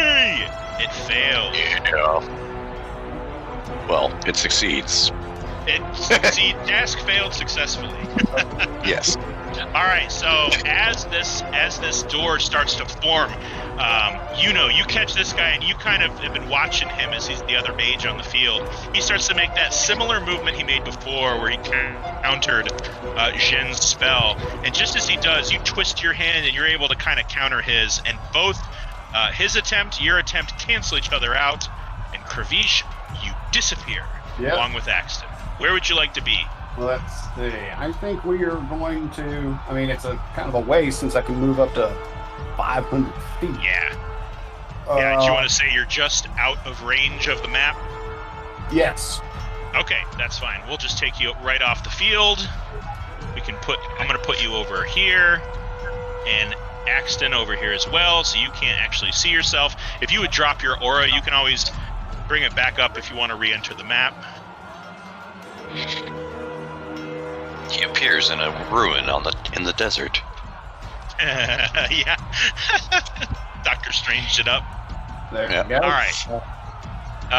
This guy is going to jangly walk forward and meet with extreme force from Bartok, the dwarven knights. For some reason, I only use dwarves over here. And he is going to make a sweeping attack with his razor-sharp chain axe. But he's only going to be able to hit one person, because he doesn't have full control over his motion, thanks to Yuno's banishment. So we'll say he attacks this lady dwarven knight with his chain axe. That's a natural 20. Yeah. We're going to say, for flavor, that this mech raises his arm holding this devastating-looking axe and slices this knight clean in twain. One half goes this way, one half goes that way. They both start bleeding on the ground, and even from the inside, you can hear a muffled kind of reverberating gnomish voice that's been deepened through clockwork. That's going to end his turn. Bartok is going to take a major swing right into this thing's head. And he is going to get a natural 19 plus. That is going to be, definitely above. It's 26. And he's going to actually strike him right in the top. And you see as his blade sinks into this thing's carapace, you hear from the inside. as it looks like the plate holding the left side of the thing's chest closed splits open, and you can all now see a gnome inside the clockwork gears of this thing, with Bartok's axe stuck in his chest. That's going to end Bartok's turn. Axton, you are definitively off the map. Do you want to re-emerge? No, but I will try to start healing myself. Sure. Actually, never mind. I don't really have any healing spells. All I have is healing word, and that's not good enough. Okay. You can use it. Yeah, I know. Yeah, I'll fine. Potions or anything? What's that? You don't have any potions or anything? We haven't bought potions in forever. Oh, okay. I thought we found 4 off of that word. Yeah. You haven't bought them in ever. Yeah. I thought we found some at least. My inventory says I have 3. I don't know why. Are you proficient in medicine checks? I am. You do a medicine check and give yourself 1d4, why not? Sure. If you wish. It all spends.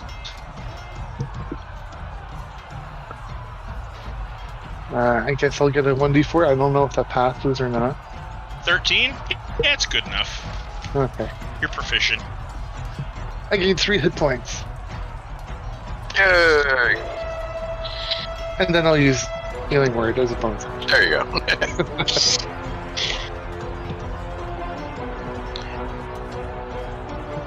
Okay, that ends my turn.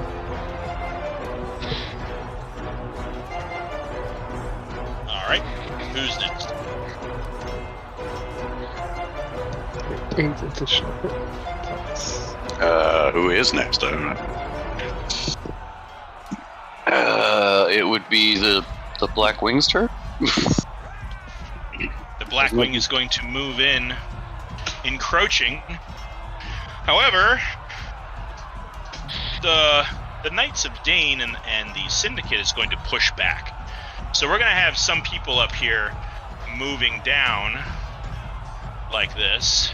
But we're also going to have some of these guys move up, move in. And more knights are forming behind the initial incursion. Just gonna do this.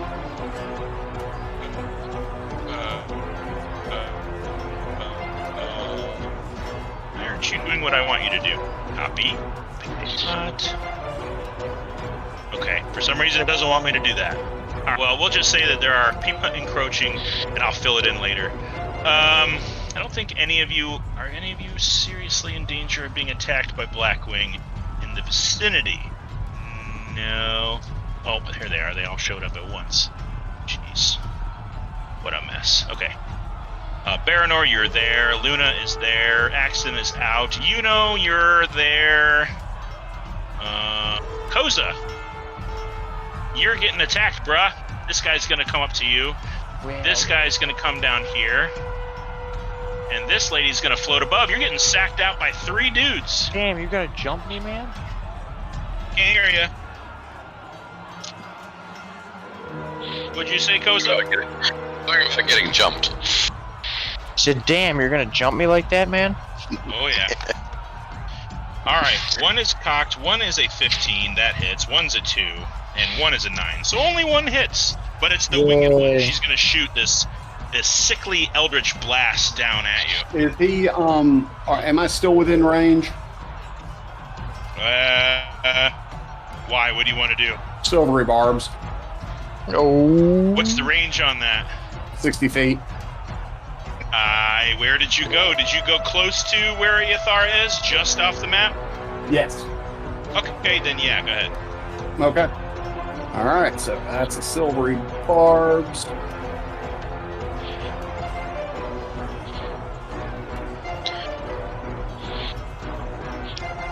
Re-roll the d20. Okay, so lower roll. So that was a 15 to hit. Oh yeah, that's going to be only a 13. Some silvery on the Barbie. Is a 13 hit, Koza? Yes, it does. Okay. That's Eldritch Blast. Last time And I that's tried to help 3 you points out. of force damage. damn it. It's the one type of attack, or one type of damage that I can't use it for. Okay. Force damage. 3 I was gonna cast three. I was gonna cast Absorb Elements. It'd be super cool, but no. Alright. Eothara, your turn is next. You are technically still on the field. Okay, I'm going to start running off of the field expeditiously. Alright, you're gone. Koza, you're next. Koza, Yeah. Yeah. it's your turn. Okay. Trying to see if I have any area of effect spells. I don't think so.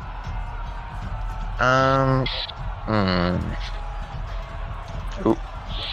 I'm gonna cast Enlarge and Reduce on my stealth. Ooh, okay.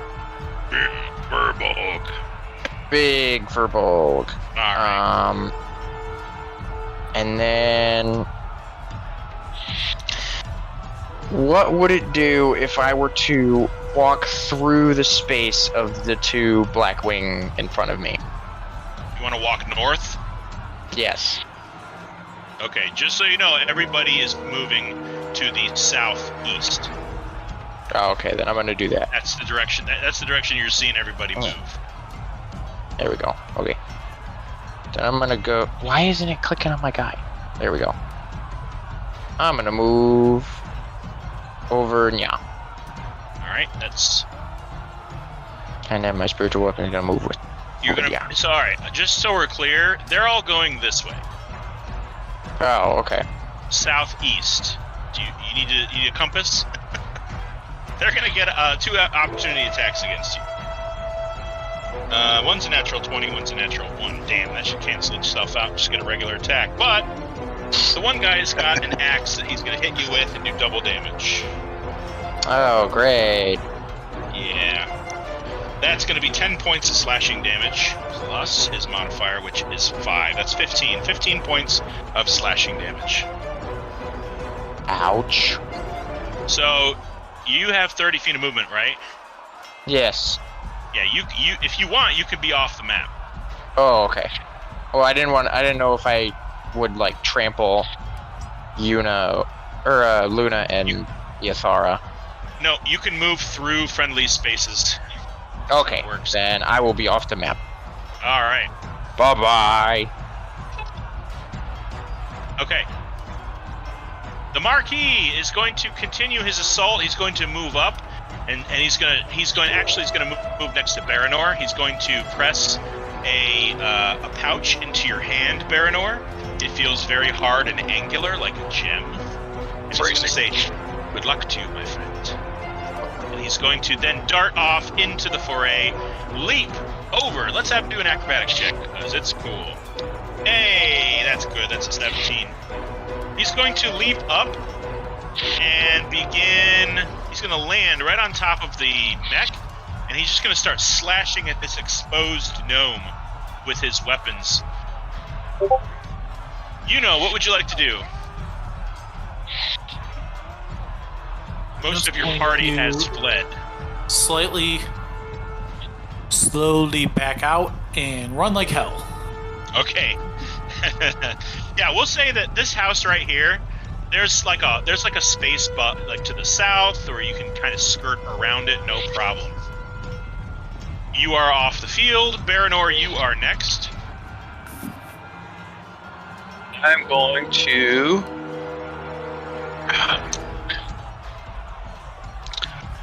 bonus action cast Hail of Thorns. And then throw a spectral dagger at that guy right there.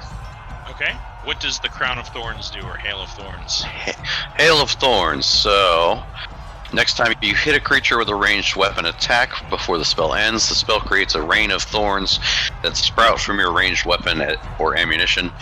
In addition to the normal effect of the attack, the target of the attack and each creature within 5 feet must make a dex saving throw. The creature takes 1d10 piercing damage on a failed save, or half as much on a successful one. So that's, if it gets hit, it's anybody on either side of him? pretty much, and him as well. Yeah. All right, so they both got under. Well, I have to hit him first. Yeah. Just say. Come on, 22. Yeah. Yeah, that's a hit. All right. And they both failed. Well, what about all three of them? All three of who? Who's the third? This guy's in the air. Okay, so he's not within 5 feet of this guy? Negative. Okay. Alright. I was trying to get him all three, but alright. Okay, so he takes 7 psychic damage for that attack, and then they both take 6 piercing damage.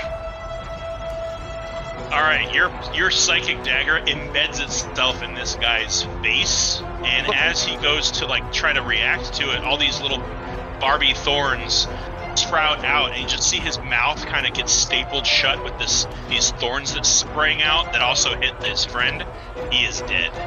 He falls flat with your spectral dagger embedded in his face. Alright. And then I'll move off the map. Alright. And Luna will move up as well.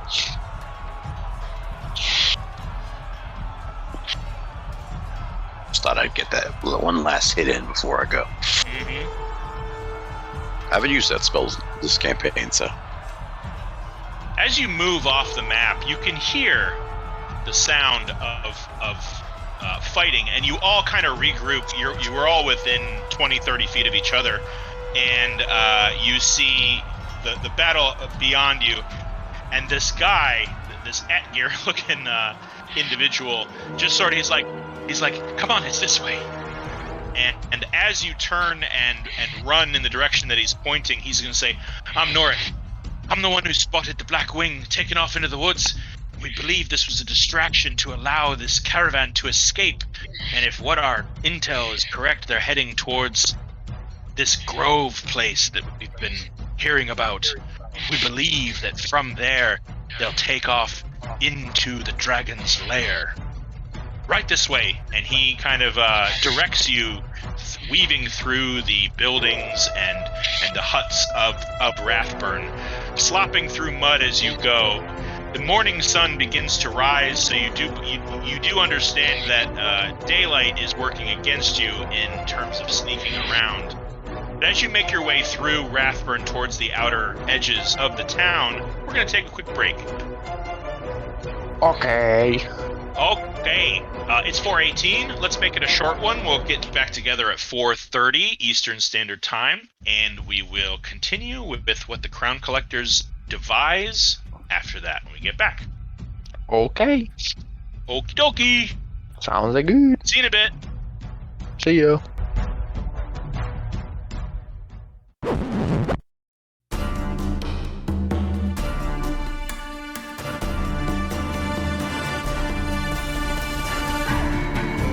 Alright, well, let's get back to it. Let's do this. You find yourself on the relatively empty streets as the entire town has sort of been thrust into this battle. You can still hear the sounds of clashing steel behind you, but it's getting quieter as you move further through the town towards the northeastern border of Rathburn. You hear a clink-clank behind you. You quickly spin around, and you see Sir Thorsten in full platinum armor with this almost like a Roman high-topped helmet, and with like a Greek face, just sort of blustering towards you, holding a shield and a sword. You see him stop short as you stop to see him. Greetings, Crown Collectors. Listen, I'm coming with you. We have to get my brother back from that monster. Will you have me in your party? Absolutely. You're welcome to join us. Yeah. There's a fee. My family's rich, damn it. Mr. Action. Let us away. All right. Okay, with that, you find yourself on where the huts and the houses and the streams start to get a little thinner. The cobblestone road covered in mud starts to become covered in basically dirt and plant material as you find yourselves on the outskirts of Rathburn. The sun is getting a little higher in the sky. It's still very early morning, but it's definitely peeking up over the trees in the surrounding area. I need everybody to make a perception check, and I need a survival check from those that are proficient. Let's see. I think I'm proficient in survival. I am. Blink. Oh, damn. Baranor doing what Baranor do. All right, 5 perception, 18 survival. Perfect. All right, let's see here. Wow, is everybody almost everybody proficient in survival? I think so. Except for Kervish and Iathara? Wow, that's wild. How do we all have better survival than perception checks, though? Yeah, What'd you I only say, have Ken? half proficiency from Jack of all trades. Oh, right on. Okay, well, Kervish and Baranor and Axton, you guys kind of scan the horizon, and you notice that as you look northeast, way off in the distance, the Calded Sticks, by the way, not very hilly, actually very, very flat, as most wetlands are.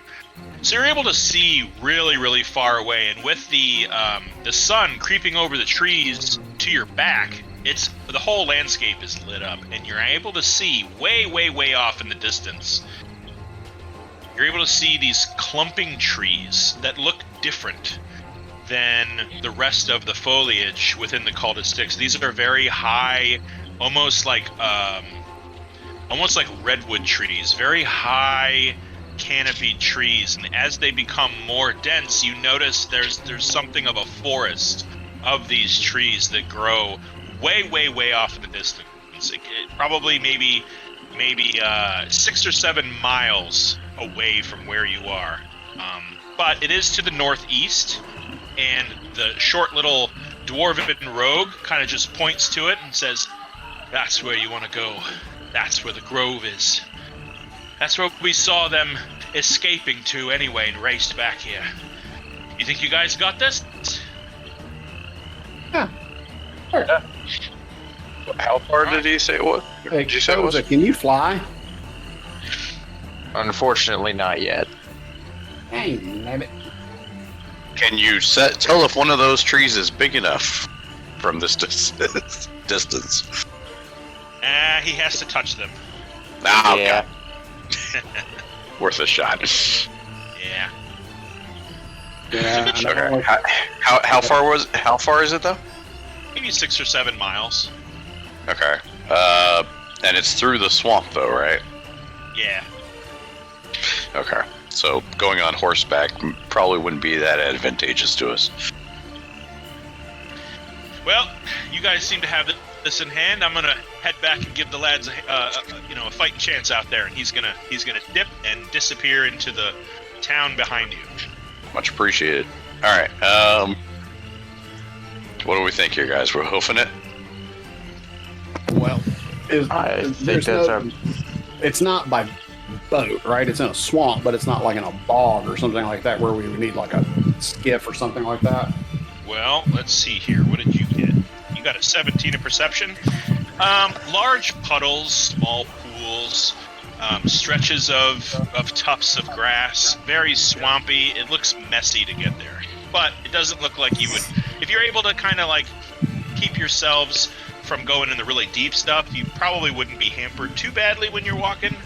And those of you with survival, like Baranor, you're pretty sure you can navigate through the swamp to get to where you want to be. Especially with Luna's help. Does it look capable of horseback travel? Perhaps, but you're nowhere near the stable. The stable's on the complete opposite side of the town. All right. Well, I guess our choices are one. Well, let's go then. Let's just get to getting. Come on. Yes. Come on. Yeah. Roll. Yes. Let's go. Let's go rescue Geodude and get him back, and then we'll plan from there. All right. with a 26 in survival from Baranor, being helped by at least Axton and definitely the three of you kind of spearheading this journey, you're able to navigate through the swamp itself with relative ease. You're able to see, but as you look in the distance, there's a cloud, a heavy cloud over the landscape. The normal graying skies grow ever darker there. It's been a long time since you've seen the sun, and you notice as you kind of look around you that the heavy fog and heavy cloud cover that has always loomed over the Crawled Sticks, the sun is able to creep out from the horizon, and it's starting to slowly move above the overcast, the clouds that have always just sort of permeated this swamp area. It's particularly dark where you're going, and it doesn't look like it lets up the further away into the horizon that direction goes. Very, very dark and dreary, but you're able to kind of keep your feet. I do need everybody to make a dex save. Don't worry, if you fail, you're not going to die or fall. Just, the terrain is getting sloppy and wet. I just want to see how everybody reacts to that. Oh boy. Safe. Come on. Oh. Wow. Why is it always you? I don't know. Guys, it's cock. That's where that's cock. Oh, what? Now it disappeared. That shouldn't have been an advantage. I'll take the 4 though. Yeah, that's for Luna. Let's see. That's Luna's. Mine was a 27. Okay. Oh, that's true. Okay. All right. So everybody is doing pretty well, but Koza, I mean, you're a big guy. You don't like the swamp. You like lush forest. I step in one wrong patch and I sink like a sack of potatoes. No, you don't exactly. You don't get caught by anything. You don't fall into a hole, but you're just trudging, and you get to a point where you guys are kind of like you're doing like the fast walk through the swamp. You're not exactly running. Into a moose or something. And yeah, it's sloppy, it's wet, it's gross, and you kind of bump into Kravish. And you look over at Kravish, who's about as tall as you, and he looks at you, and his head was down this whole time. Looks like he's really trying to concentrate, navigating. And you look in his eyes, and his eyes are like weird, like very dark eyeballs themselves, with his irises shrunk down, to like the size of a dime, with this green iris and a black slit. Very, very unlike the way it used to look. His eye sockets themselves are sunken in. He's got dark circles. His scales are a little duller than you've seen before. And as you bump into him, Kravish, I need you to roll a d20. Oh shit. All right. 6. All right. Well, Corey, you and I have spoken. You didn't take that very well, him bumping into you. Oh no. Watch where you're going, you big fat furry oaf. Oh. Sorry, Kravish. Is everything okay? Wait. All right. So now I'm concentrating, kind of muttering. Well, that was weird. Oh boy. Yeah, Koza, as he mutters this at you, his eyes glow green a little bit, and from his nostrils you notice just like a very, very slight green vapor emitting from his nose. Just for a brief second as he got real mad. That's not cool. The swamp is difficult to navigate, and you guys end up slowing down a little bit because Koza keeps getting his feet stuck in the mud, as well as who else rolled real low? Luna. Yeah, Luna's having trouble. Her little wolf paws just sink right into the mud. She finds herself kind of like looking at you like, what the hell are we doing here? I'm guessing swamp is not our favorite terrain. No, it is not. It's at this moment.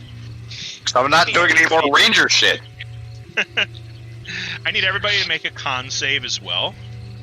Oh boy. Oh boy. I got that. Those never end well. What the hell? Now I missed you, dude. Oh man. Wow, we are not doing good. Holy crap. Jesus, we suck ass. Oh my god. God. We are some featherweight, All right. man. There, you got a 9. What is Okay. wrong with Got a us, 9. guys?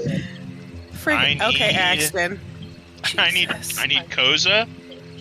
I need Koza, Ethara, jeez. Baranor, and Luna to all roll d10s. Oh no. No. Oh Oh, no. All fuck right, I'm me. gonna just I roll. got Two. Oh got it. no. I'm hoping high numbers mean good things. Wow.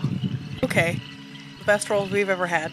10, 10, 8, 8 and 9. Okay. All right. Oh man. I need a pen. There we go. I don't. Oh no. Oh no. You can decide which one is Luna's and which one's Baranor's. It doesn't matter. Yeah. Okay. 10, 10, 220. Yes, we know. 8, and Luna is up. Okay. The grove becomes closer, draws near. These huge trees begin to grow taller. The deeper into this forest you find yourselves, you do find, you know, Cozy, you bristle up next to a tree, and it looks like any one of these trees would be suitable for a portal. So I'll allow you to be able to touch one here and become familiar with it. Okay. As you look deeper into the forest, it looks like the ground becomes a little drier. Perhaps these trees are really good at soaking up moisture like a willow. But there's no trail here, and the trees begin to, as they grow dense, the forest itself, as you look deeper into it, grows very, very dark as the canopies overlap above you. So here you stand at the edge of this forest. I need to know what you guys want to do moving forward. If you want to move stealthily, or if you want to bustle in, if you want to, whatever it is you want to do to accomplish whatever it is you're trying to do. I obviously vote for sneaky. Yeah. Me too. Baranor will pointedly look at Axton and let's cast Trace. Cleric. How rude. Yeah, Sir Thorsten is also going to sidle up next to Baranor. Sir Thorsten is in full plate as well. Oh my god. Okay, I will look at the two of them then, pointedly.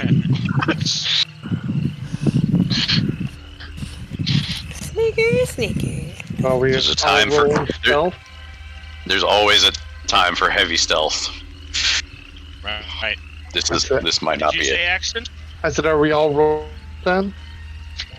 Yes, I'm going to go ahead and need stealth from everybody. I will roll for Sir Thorsten. Okay, I'm gonna roll a 1. Yeah. Oh my god. Thorsten. Hey! 22. You got a 17 and a 19, so I'll take that 17 for a 30. Do we get advantage on stealth for some reason, or does he? I do. Oh yeah. Please Yeah, let this I be get a high disadvantage roll, too. please. Yeah, I You rolled have a got 17 to and a be 19. kidding me. So then mine's a total of a 19. Christ!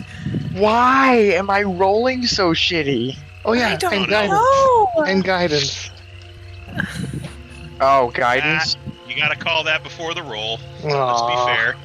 Let's be fair. I thought I heard him say it. Mm-hmm. Yeah, I could have sworn I heard him say it beforehand. Ethara also appears in a tomb in the desert. I don't know what you're talking about. You can't see me. Yeah. Right, All right, you're You're in a tomb in the basically desert. Just like cover yourself. You just rip a bush out of the ground, and you're just kind of slinking along with it, and nobody seems to notice the moving bush. It was always However, there. Axton, you have a 19. Mhm. Noah, your Koza has a 14. Yuno's got a dirty 30. 30-30. Everybody else is doing pretty good. So, Koza, all right.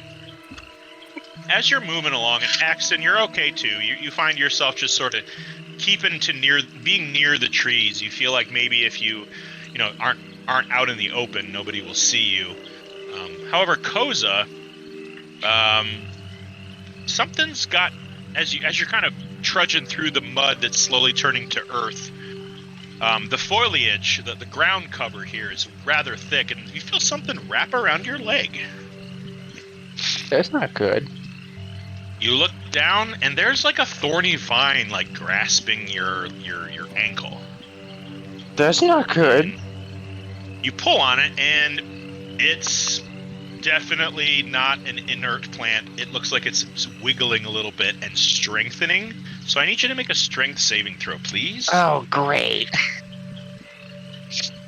You can already feel the thorns kind of tearing into your better. ankle.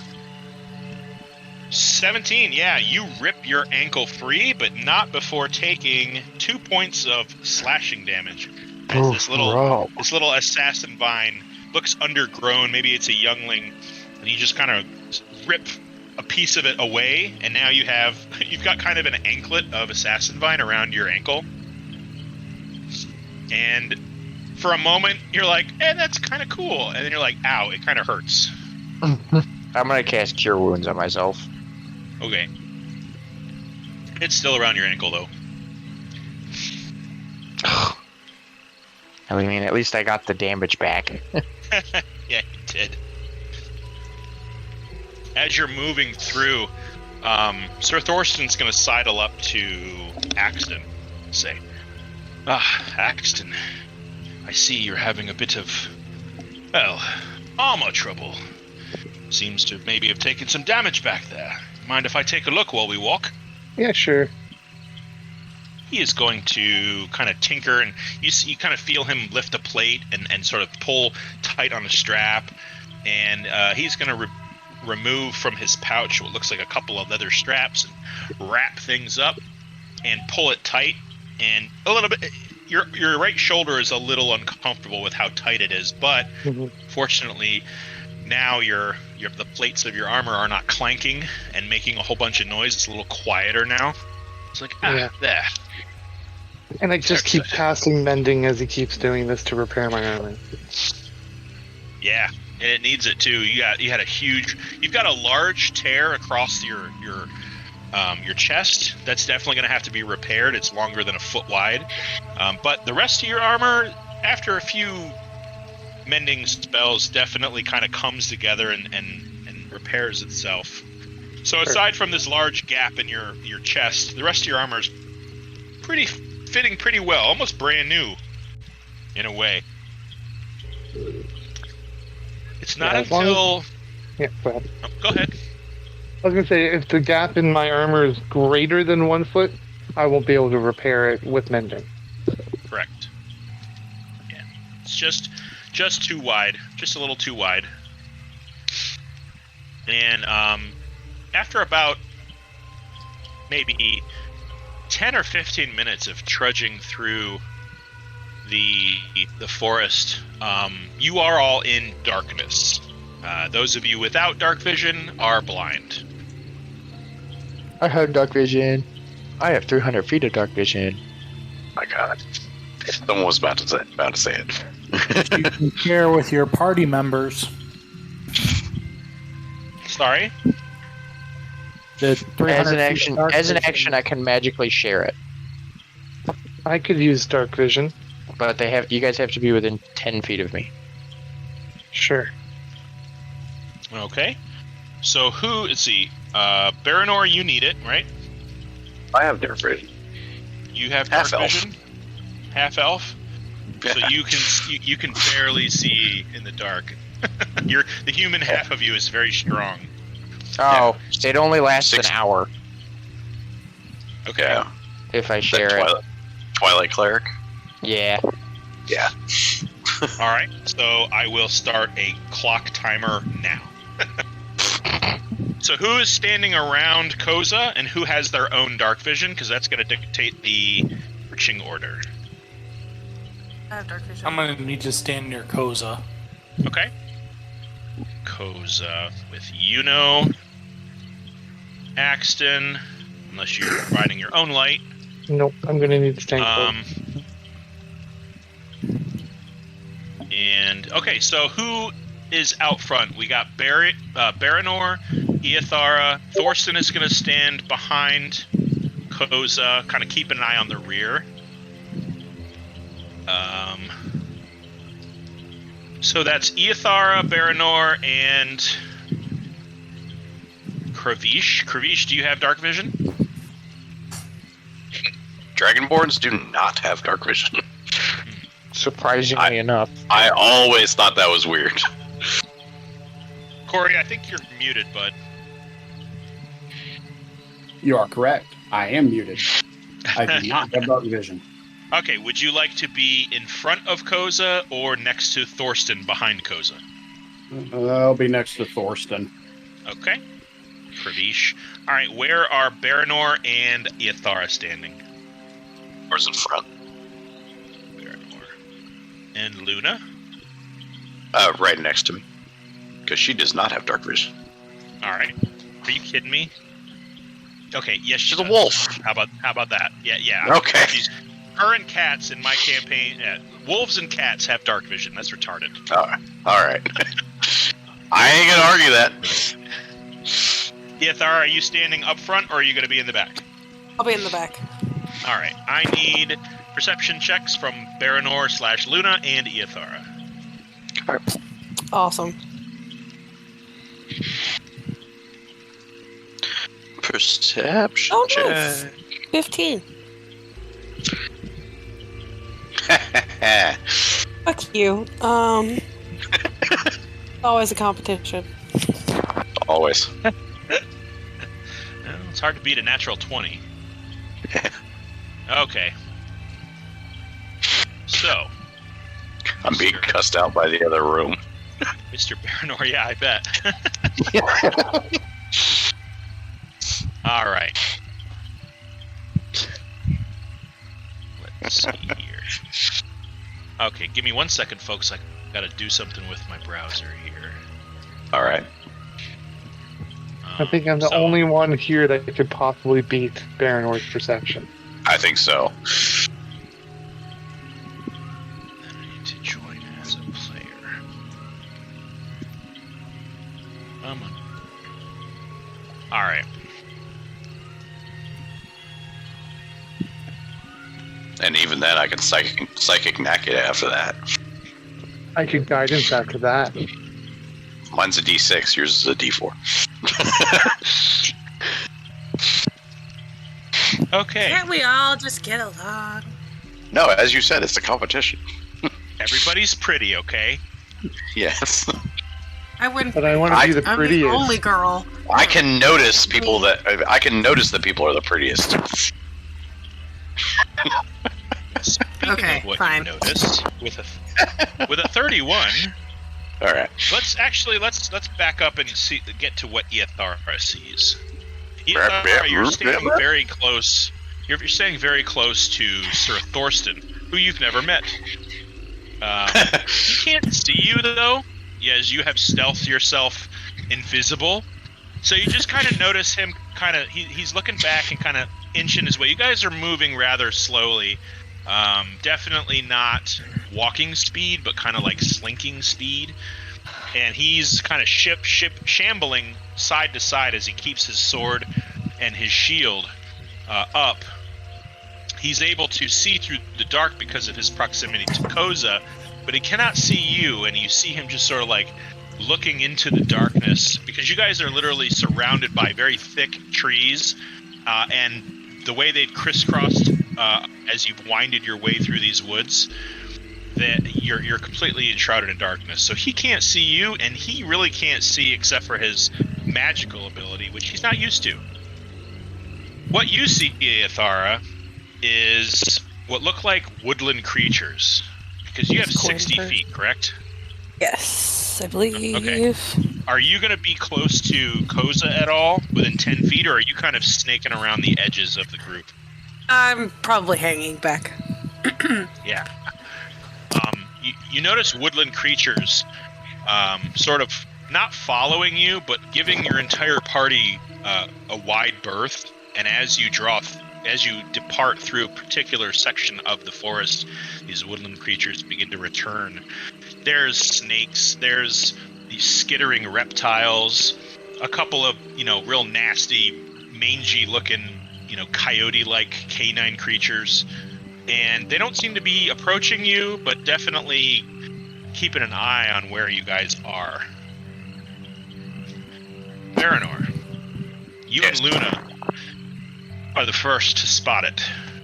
As you guys are traversing through this forest, the grove, you see light from between a couple of trees.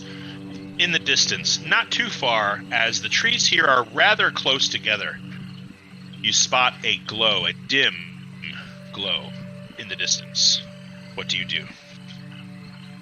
I call the I kind of hand up motion for everybody to stop. Okay, everybody sees you. And then, using my psychic connection to people, I will let them know that I have seen light ahead. How many do you get with that? 4 people, so psychic whispers. So I choose the 4 closest to me. That would be Koza, Axton, and Kravish. Okay.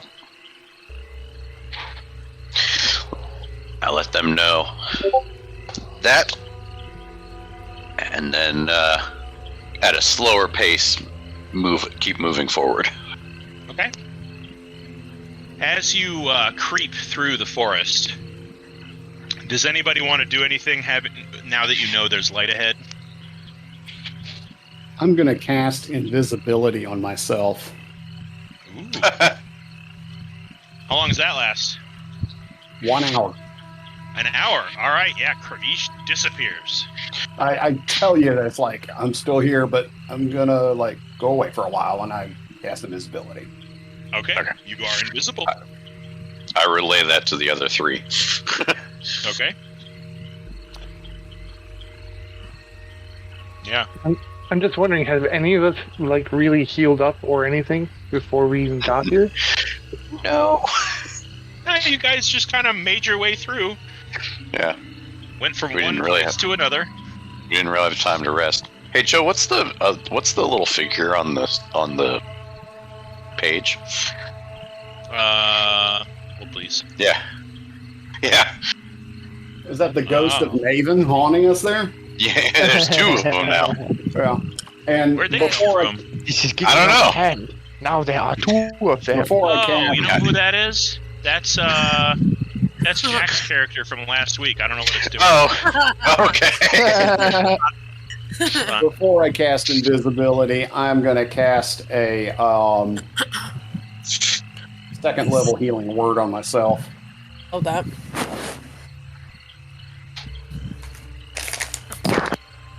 There.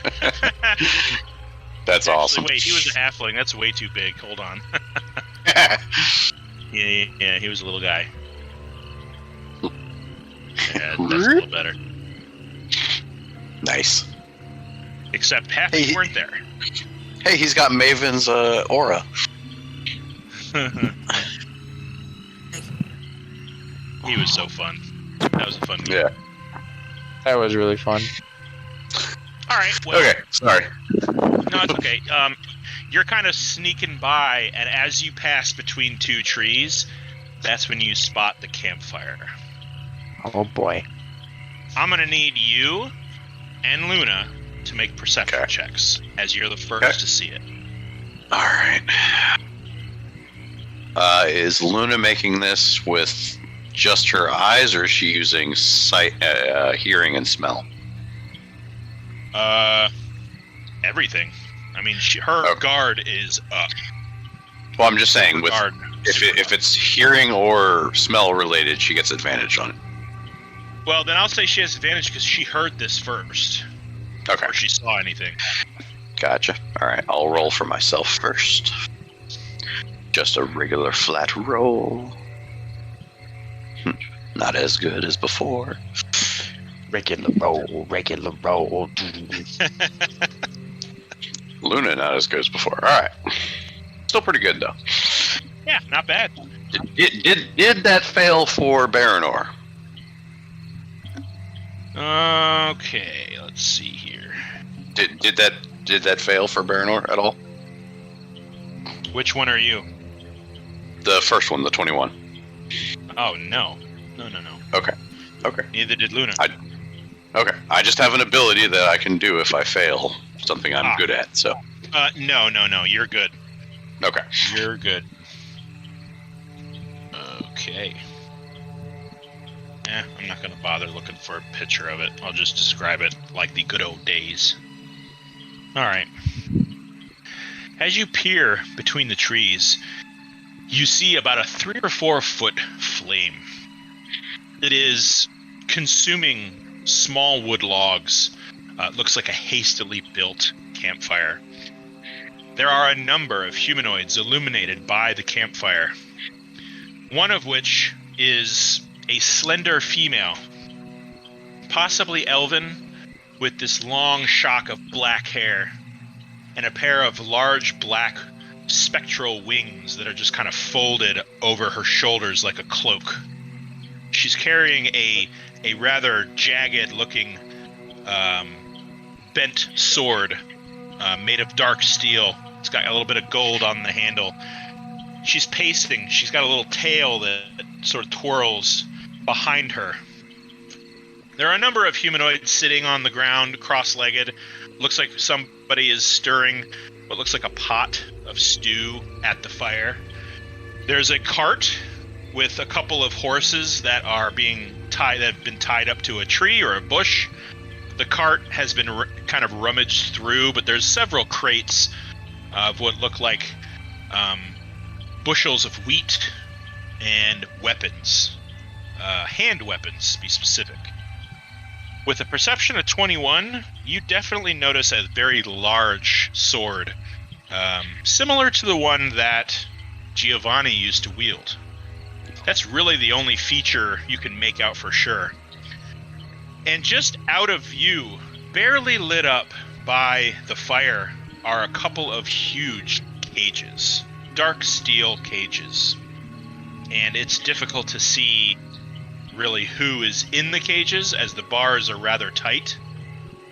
And it looks like there are a couple of there's a little points of illumination on the corners at the bottom of these cages, where these little blue gems embedded in the corners of these things. And the longer you look, the more you realize these cages are not actually on the ground. They're more hovering a couple inches above the ground. What you see, and I'm going to bring everybody to a map. You don't have to put yourself on the map yet, but this is what you see.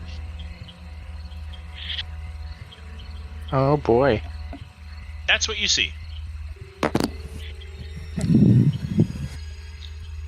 If you were anywhere, you would be at the southern portion of the map, but you're shrouded in darkness. But I'm going to need everybody to make a stealth check again, as you are all kind of standing here and, shifting your weight. But Baranor, this is definitely what you see, and as you guys kind of approach, look peeking over around a tree or around a corner, you all see this as well. Do I get advantage for being invisible? Yeah. All right. And you can add 10. Okay, that's what I was gonna ask. Guidance. Perfect. All right. Hold at 19. Dirty 20. I need every bit I can get. 21. Do we still have? 3. Do we still have Pass Without a Trace? Yes. Oh my God, Dirty 30. Ooh. Ooh. I will roll for Mr. Thurston. God He damn it, got Thomas. he got a 20. Dirty 20. All right. So, Natural 20 on mine. So. Oh, fuck yourself. 38. 33. 38. All right. ESR still beats me though. Yeah, she's so invisible that she doesn't even know where she is. Yeah. All right, everyone did pretty good. Did I get one from Koza? Hang on 1 second. My computer's being a little Do you really want to go through that again? It's like in Return of the Jedi. Koza steps on a stick and snaps it, and everybody turns around and looks at him. Oh, please. Hey! Whoa! Finally. Nice. Finally. Natural 20. Good job. All Finally. right. Yeah. You guys, for all intents and purposes, to these people, don't exist. Yes. So I would say, if you wish, I you may wish. place yourselves on the very bottom row of blocks on this map, or you can stay off the map. But you can all now decide what to do. You can plan, do whatever you want to do, because these people do not notice you at all. If there's anything you want to inspect from the perimeter, I want to go. I'm I a want to bit use my big, invisibility. I'm going to skirt around and check out the cages. Curiosity, Joe. Just out of curiosity, I can't find the image of it, but back at the Breakers stronghold. We came across a map to a campsite. Mm-hmm. Is this the campsite? This is not where you. Do you know what I'm talking about? Yeah, you found that map after you defeated them and kind of took control, right? Or did you find it on their person? I don't remember if it was in their hideout or if it was on their person. Well, I can tell you this: you don't have any map except for the one that you were given. I believe you were given a map to the Grove from your Syndicate friend. No, but there was another.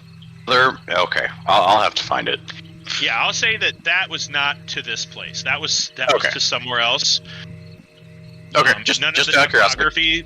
Yeah, there's like hills and stuff and big boulders and stuff on that map that you didn't see here. This was a very flat swamp. All right, just curious. Aside from the map that the Marquis agent drew for you, you're unfamiliar with this place. Yeah, I gotcha. Good question though. I can't place mine or Luna. Okay. So. All right, I'll do that for you. Thank you. Curvisha's looking chunky. Hold on.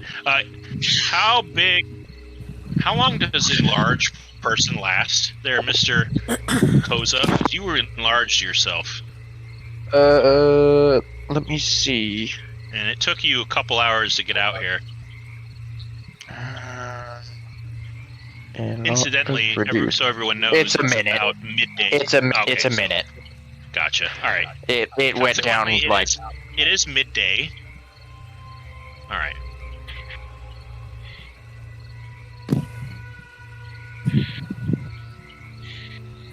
All right. Would you like to be on the map, or are you going to wait?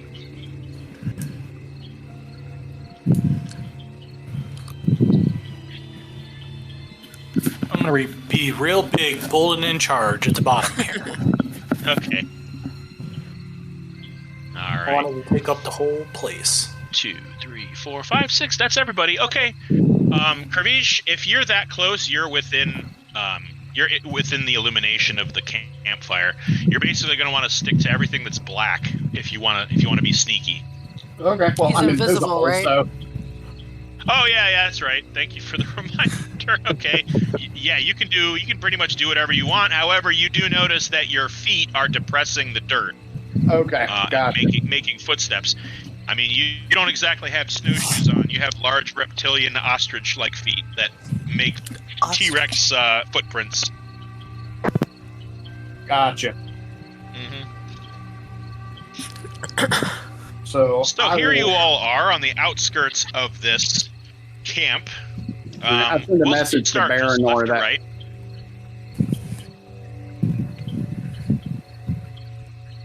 Go ahead. Oh, I said I was just going to send a message to Baranor letting him know that I'm going to wait till the fracas starts before I get out there so that their attention is divided. Psych. Respond back. Understood.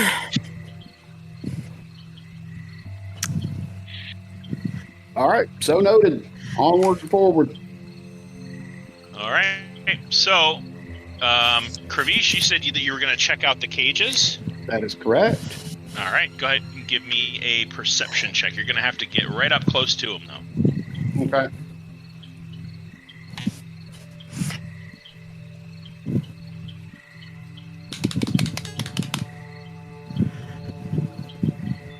And a perception check. Uh-huh.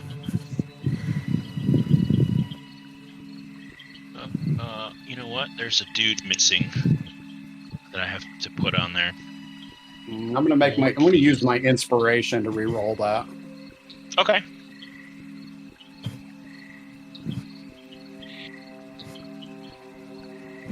The guy is missing.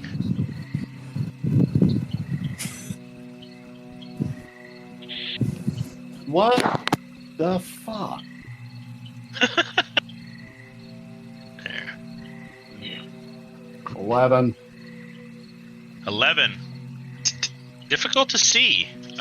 Everybody in the first cage looks like they're kind of got their heads down, possibly asleep, although it's the middle of the day. You don't see anybody in here that you recognize. Okay. All right, I will. Is there anything else you'd like to do? I'm going to move around between the two cages. Okay. I need you to make a stealth check. You can do that at advantage. As you're getting closer to the camp. Sound does matter.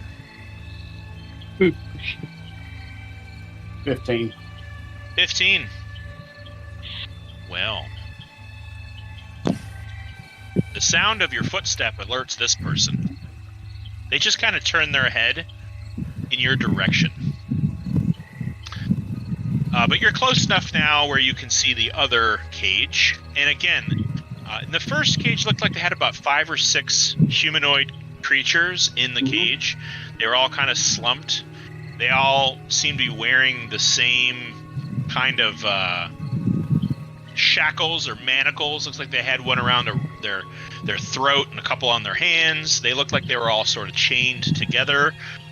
And it's no different in this cage. There are fewer people, including one very large individual that you briefly met at the Bogmother's house when you were fighting the Black Wing there.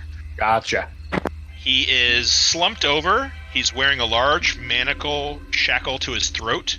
He has this wide mohawk of sort of a blue-purple crystal as for hair. Mm-hmm. His skin is yellow with veins of bronze running through it. He's not wearing any armor. Looks like he's been stripped of his armor. And he's just sort of leaning against the side of the cage with, his right ear facing you. Okay. I will lean forward. I will, slowly crouch and lean towards him. And I will whisper just quietly to him, "Do not alarm. Friends are among you." You see his closed eyes open to reveal this beautiful amethyst color of his actual eyeball itself, like it's, polished gems were in his skull. Very slowly, his eyes draw open. He doesn't look injured.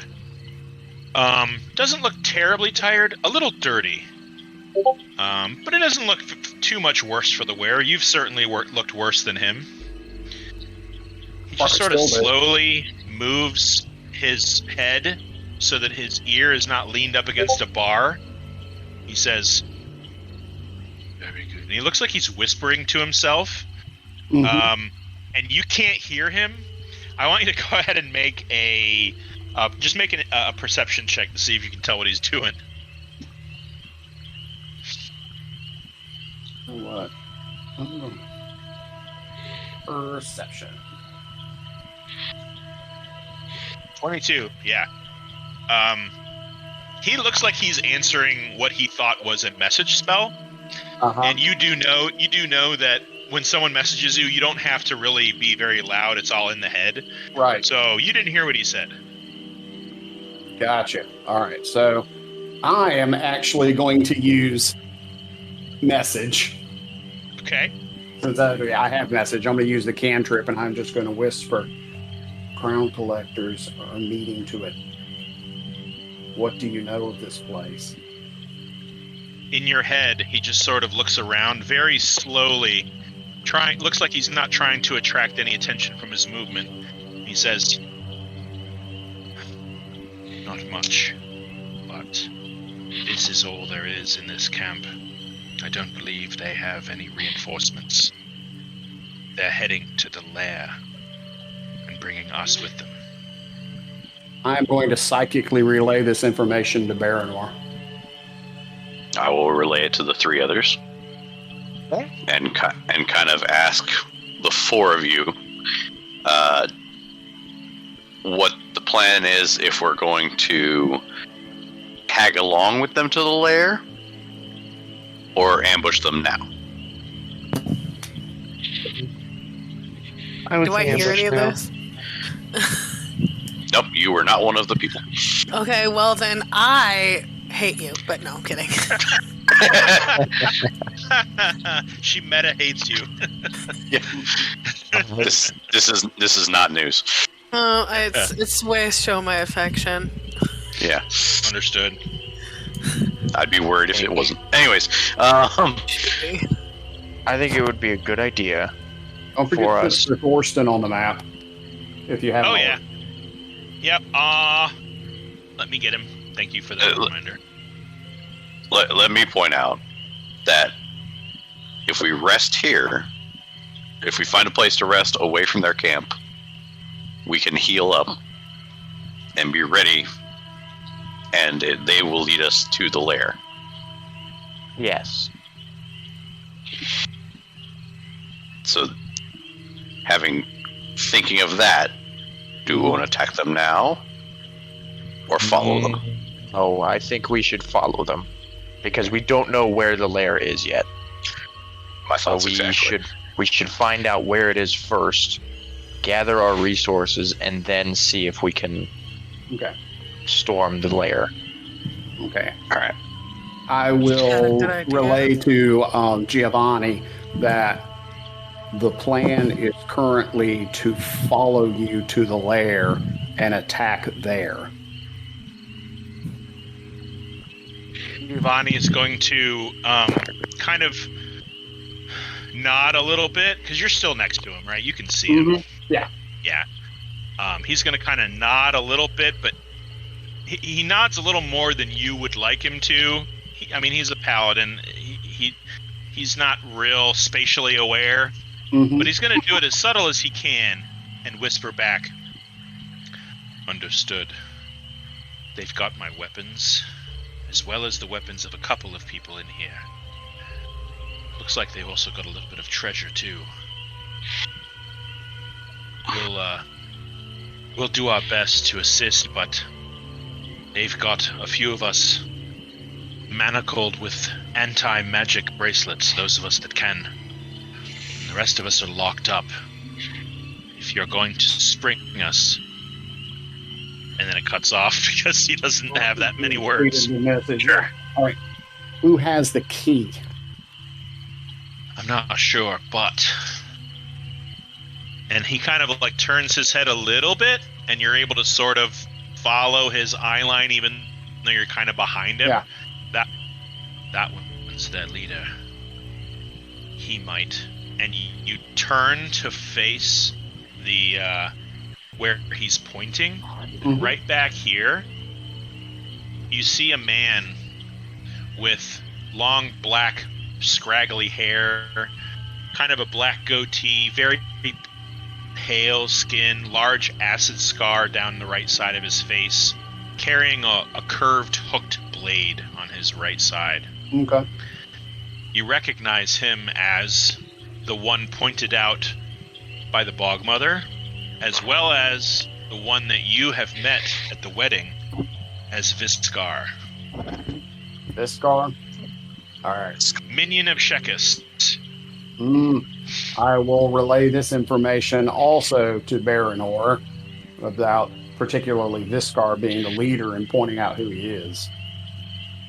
Okay, I will relay what information has been relayed to me to the group, and once again, trying to get a consensus. Are we following them or attacking now? We need to figure this out. I think we should follow them. We are fairly badly damaged. I'm sure not all of us have our spells as well, so... Okay. I think the fight would only end in disaster. Yes. Yeah. So follow them to follow them, and then once we get to the lair, we spring these guys from their cages and get their help. All right. Right. I'm just gonna put Or we could use them as a distraction while we get away. That too.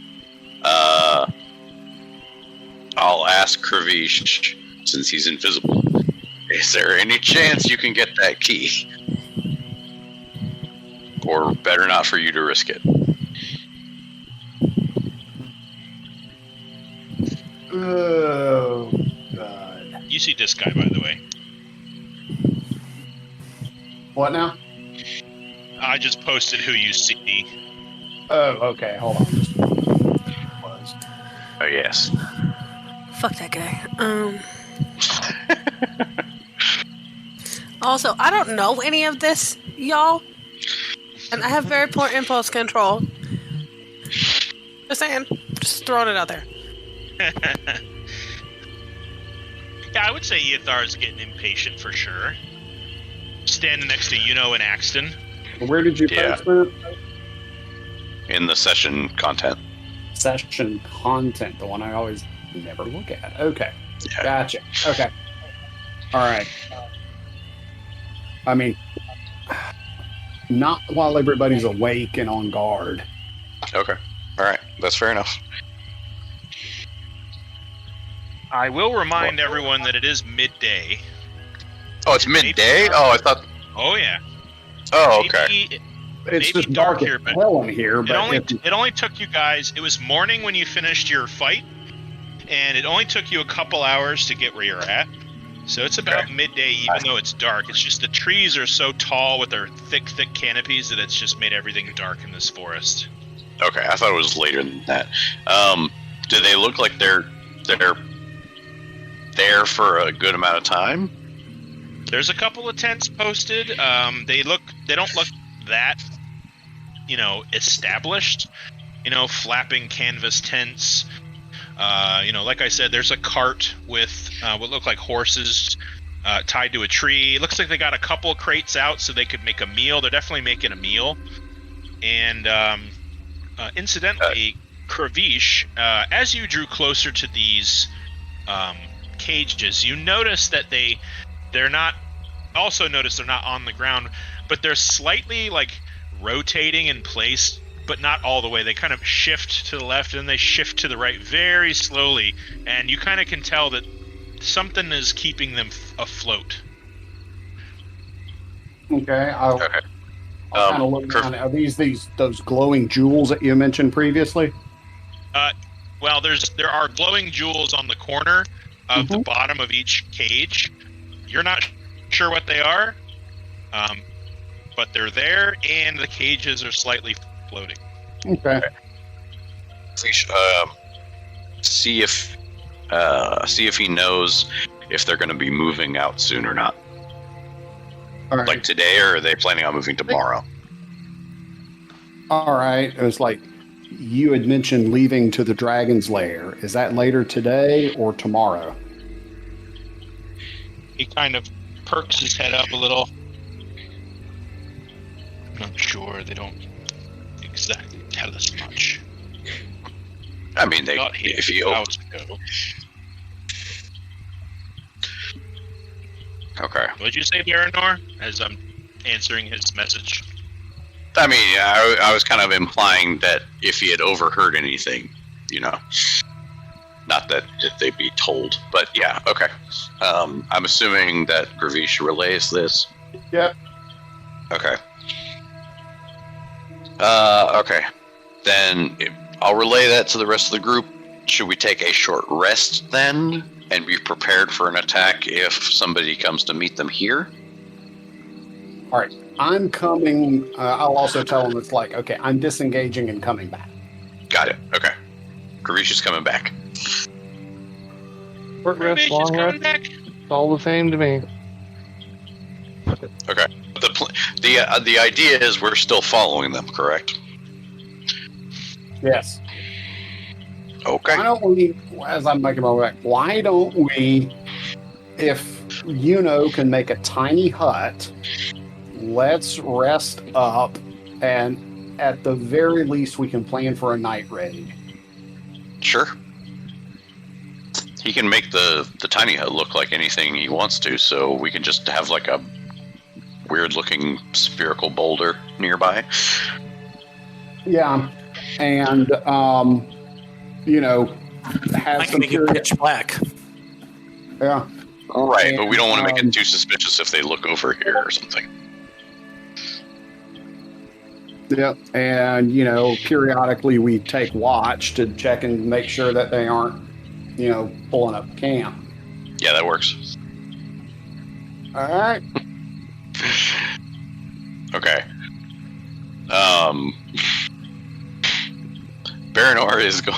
Baranor doesn't see Yathara. God damn it. Kravish, when you're within range, could you send a message to Yathara and relay this as much as you can to her about this? Because you just have to be pointed in the direction of her, right? You don't actually have to see her. Order creature within range and whisper a message. There you go. And it's 120 feet range. Sure. So, yeah. So I'll whisper to her that, plan is to make a tiny hut, rest up, reassess at night. That's all you hear. Okay. So, I guess we'll move off to a certain distance, but still within sight range of them. Within, Koza's range. Hey, hell, we could set up camp right here if we wanted to. Hang on, let me see if I have a certain spell. Because I have an idea. Oh boy. Uh-oh. Don't worry, it's nothing dangerous. Oh, come on. If it's your idea, Oh, yes, okay. I'm just saying Fireball. the circle's already made for you. Literally, I'm over here come on, What man. is that? Listen. Ken, what is that circle for? That's the just in case circle. Maybe 20 foot radius? Because it's not right now. that's more of a 30-foot radius. Well, it's a 30 foot 30 foot diameter. Actually, Yeah. it's more like 40. So it should be two more. You want it to Should be bigger. Yeah. 40-foot diameter. Get bigger. Okay. I mean, if it can go bigger. Crap, I used the wrong It doesn't go in shape. home. Okay. So what I was gonna do was cast locate object on one of the coins in the treasure chest. So that way we could just track them. But it only lasts 10 minutes. Yeah, no, it's not. That's not a viable. Good idea, but not viable. Well, And you need to be more specific with the object as well. Yeah. You could put something in it that you know, and then locate object whenever you want. Well, we do know the sword's over there. Giovanni's. Yeah. So you could cast it on Giovanni's sword, which you have seen, and But it lasts only 10 minutes. So. I mean, okay. is that a cantrip or a leveled spell? It's a level 2 spell, Oh, crap. and I only have 3 level 2 spell slots, and I'm down 1. Well, all the more reason to take a rest. Yeah. So, okay. Where's the treasure chest located? You could wild shape into something small, Yeah, that's what I was gonna do. fly in. This is rapidly becoming overcomplicated. It's right here. This is their horde. We're Okay. entering paralysis by analysis. Yeah, I'm gonna wild shape into. Well, first I'm gonna take out. What can I take? Should I take out like a gold coin? Yeah. Okay. Take out a gold coin, put it on the ground, and then I'm gonna wild shape into a mouse, and carry the gold coin all the way to the treasure pile and just put it in. Oh We're my god! tempting Oh my fate. god! Does the mouse hold it in its little paws while it runs on 2 feet like a pangolin? No, he holds it in his mouth, Aw, that would have been so cute. but he does hold it like in his hands when he gets up there. Okay. Do you clean yourself off with your front feet? I do all the mousy things, All the mouse. and then I run back and poof. Okay, I need you to make a stealth check with a mouse's stats. Oh boy. Hang on. Mouse. Again, Why- why are you doing this? I don't understand. I'm gonna use rat's stats. Oh, Jesus. I plus don't 0. even know anymore. Because then we don't have to be like immediately on them to know where they are. Why? But I don't understand why you're putting an object in with their stuff. We already know that there's an object that we're familiar with in their loot. Yeah. Because what's one gold coin? I mean, It's It's unnecessary. it's an unnecessary Input- risk. Yes, it's an unnecessary risk because we already know about Giovanni's sword, so you already know you're already familiar with it. You can cast it on that object and not have to do this, is what they're saying.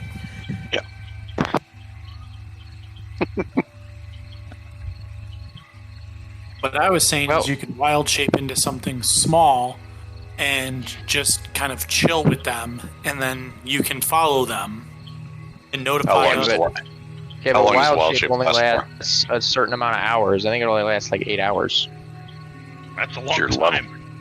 It's your level, isn't it? Wild shape. It's half Hang your on. druid level, rounded down. Yeah. Yeah, so Oof. it's like 4 hours. yeah, it's like 4 hours. So I would poof back 4 into hours. myself. No, you're not a level 8 druid.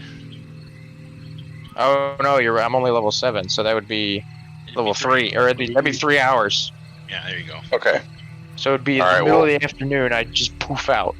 All right, we'll chill with them for 3 hours. Koza's one of the people I have with my telepathic link, correct? Uh huh. Okay.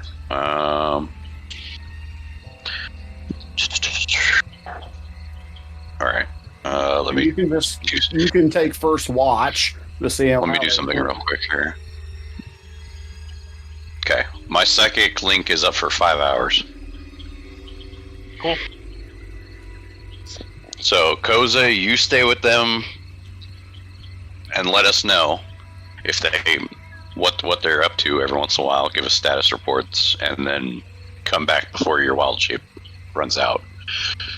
And then we'll set up the dome a ways away. All right. Okay. So, where on the map are you going, Koza? You can just place yourself where you are. You're a Hang on, let me keep sort of. My frickin' character sheet can shrink. My telepathic link is up to a mile, so we could don't be want to be pretty far away. So I'll probably sneak around to about here-ish. Okay. I need a stealth check with advantage. Using a rat's stats, please.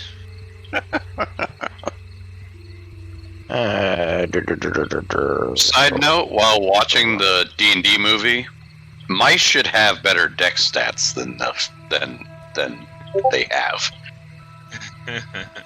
I would like to call super shenanigans on the archers shooting arrows that close to a hawk. That's in the middle of Anybody who's ever played Skyrim knows that moving birds are impossible to get close to. I'm just saying Baranor could hit it, but that's beside the point. Way beside the point. I don't know why I rolled it twice. We're gonna go with the first one. Yeah, I'll take the 18. You kind of it's tall grass, and you just sort of slink in between a piece of brush that was sort of crushed by the tent being erected, and you feel pretty confident no one can see you at all. I'm gonna just sit my little mousy butt down and be a doggo and observe. All right. I'll do the little thing where they bring their little feet up to their face and do the little T-Rex arms. Yes. Like almost like they're waiting to ask somebody something that's talking to somebody else. Yes. I'm patiently waiting for someone to be done talking. Well, we're going to go with the first hour. You can roll a perception check, and while you're doing that, everybody can go ahead and apply a short rest. Ooh, I have advantage on roll perception checks. Dice. Oh, they rely on smell. Never mind. If you can roll based, you can smell the air. That's fine too. I'm gonna sniff the air to get advantage on perception. If you guys would like to make any hit dice, soundproof? What's that? Is the tiny hut soundproof? I don't believe it is. I don't think it is. Okay, so not a good idea for me to use Song of Rest then. Sorry. Probably not. Alright, here's that perception check. Why is it rolling it twice? Because you got to go up to your character sheet and click off of advantage at the top click the normal. when you're in the core. Yeah, but I click normal, and then I click perception, and it only rolls it once. That's what it's supposed to do. Yes. Right. Roll it once. But why does it roll it? You have to click advantage. I know. But why is it rolling it twice with advantage? Because that's what you do when you roll with advantage.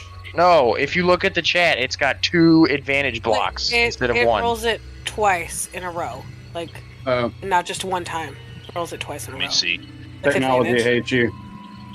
Perception. It's because Roll20 sucks. Let me just do one here. See what happens. Yeah, see? It only rolled it once. Yeah, it only rolls it once when I have it normal. For whatever reason, when I have it at advantage, it rolls it twice with advantage. I see. Well, let me see what happens when I do that. Like, there's 4 rolls there for one click. It worked. It's working. Just be patient. Click it once. I am clicking it once. All right. Hey, let me try it again. Do it. Yeah, let me try it again. I'm going to count that 21, though. Yeah, there. See, now why did it work? Because it's that thing of, hey, look, and it doesn't work. It stops being broken when someone's watching. That's right. It's a quantum state. Okay, well, a 21. What is everybody else doing during this 1 to 3 hour period that the rat is in a rat form? Well, I'm going to take a short rest and try to heal up. Yeah, same. Okay, go ahead and roll your hit dice, as well as anybody else who would like to do that. I'm actually curling up and going to sleep. Okay. And you're still invisible, yes? That's only an hour, I think. What did you say? I didn't hear you. I Corey. said in the tiny hut, I dropped invisibility. I'm Okay. hoping to take a long rest.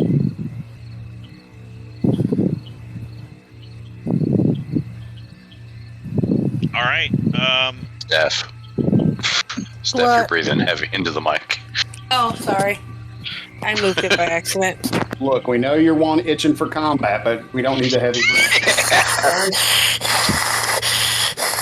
I got them combat switch. She's battle horny. She is. Well, Mama needs I your just medicine. have bloodlust. I would say a good 2 hours into this waiting period, Koza, you notice that the camp goers of this campsite begin stirring a lot more. It looks like you see this guy right here picking up crates and loading it into the cart. Viscar is actively ordering people around. This female elven person with the wings is sort of sidling up next to him. They're discussing something. You can't really hear what they're doing. And everybody else looks like they're breaking down tents, packing up boxes. And this guy right here with the half-orc with the 2 axes walks over to the cage, slaps the cage with one of his axes. Everybody, get ready to move. I don't want any trouble. That's about hour 2. Okay. Okay. Okay. Are you going to come tell us this tidbit of information? Yeah, Koza, you're the only one that sees this. Well, Koza I just can said- only wild shape twice per long rest. Or Koza can relay it to me, Right. Yeah. and I relay it to the rest of the group. In your head, Baranor, you hear squeak, squeak, squeak, squeak. Squeak, squeaker, squeak, squeaker. Squeak, squeak, squeak. We don't actually have to share languages, I believe. I know that. You know what he means. Yeah. He's just saying squeak, Yep. squeak, squeak. All right. Because he's a damn rat. Yep, Grunk. I've I was gonna rat post that. before. Yeah, found it faster than I did. From Okay. God damn it. Okay, so they're packing up, getting ready to go, possibly. Maybe under the cover of night. Or, sorry, squeak. Yeah.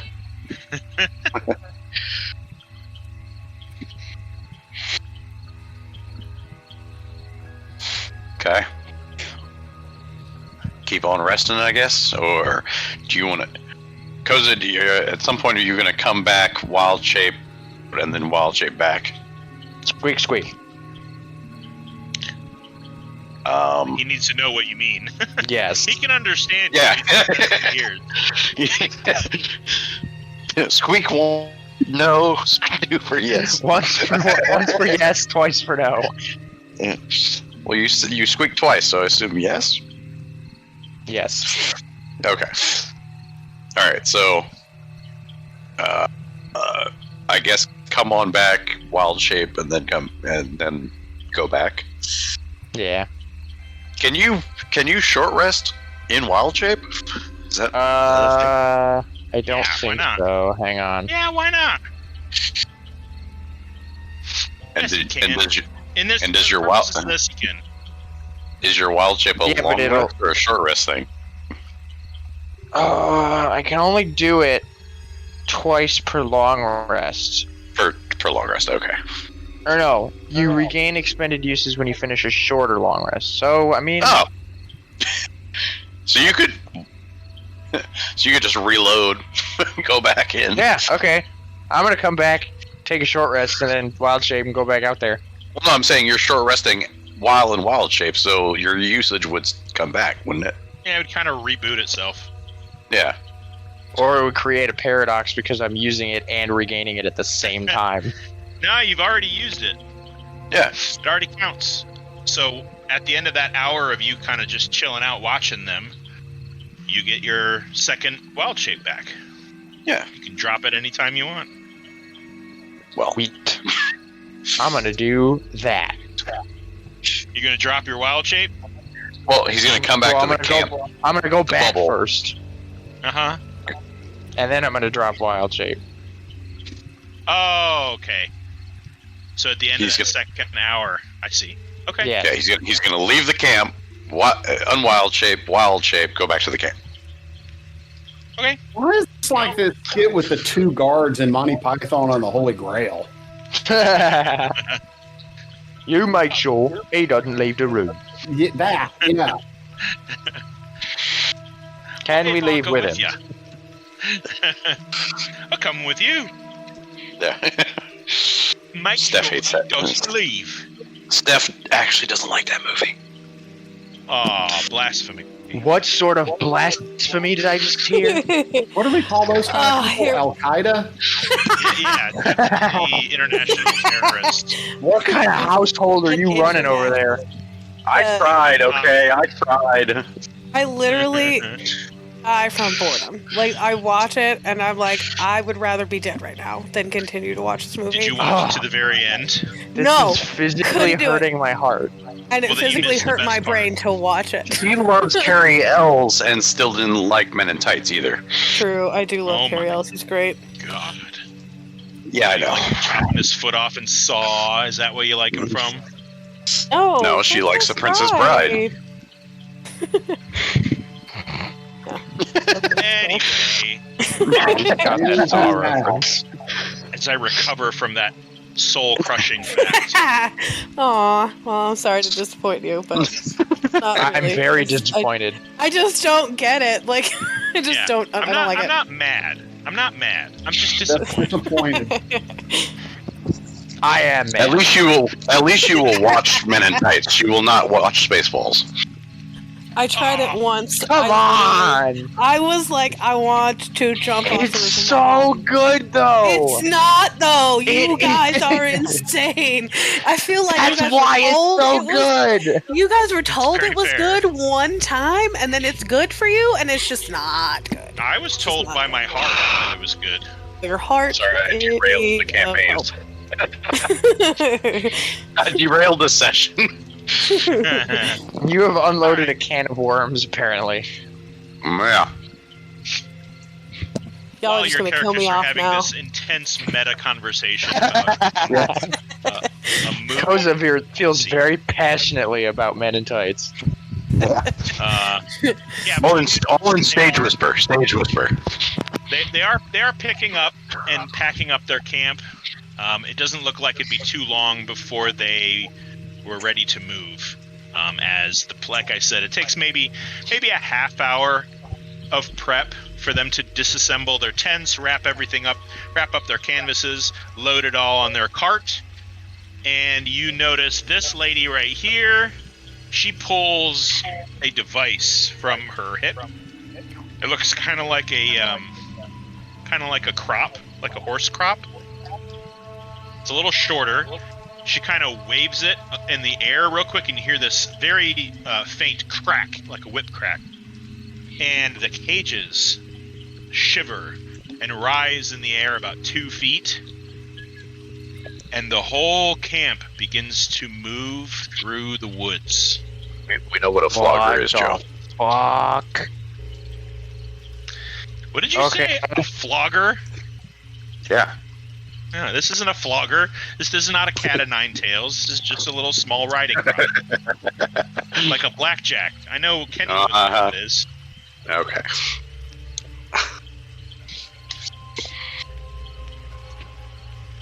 They begin to move off the map slowly to the northeast. All right, we're gonna follow them. The Cape Follow. Toe.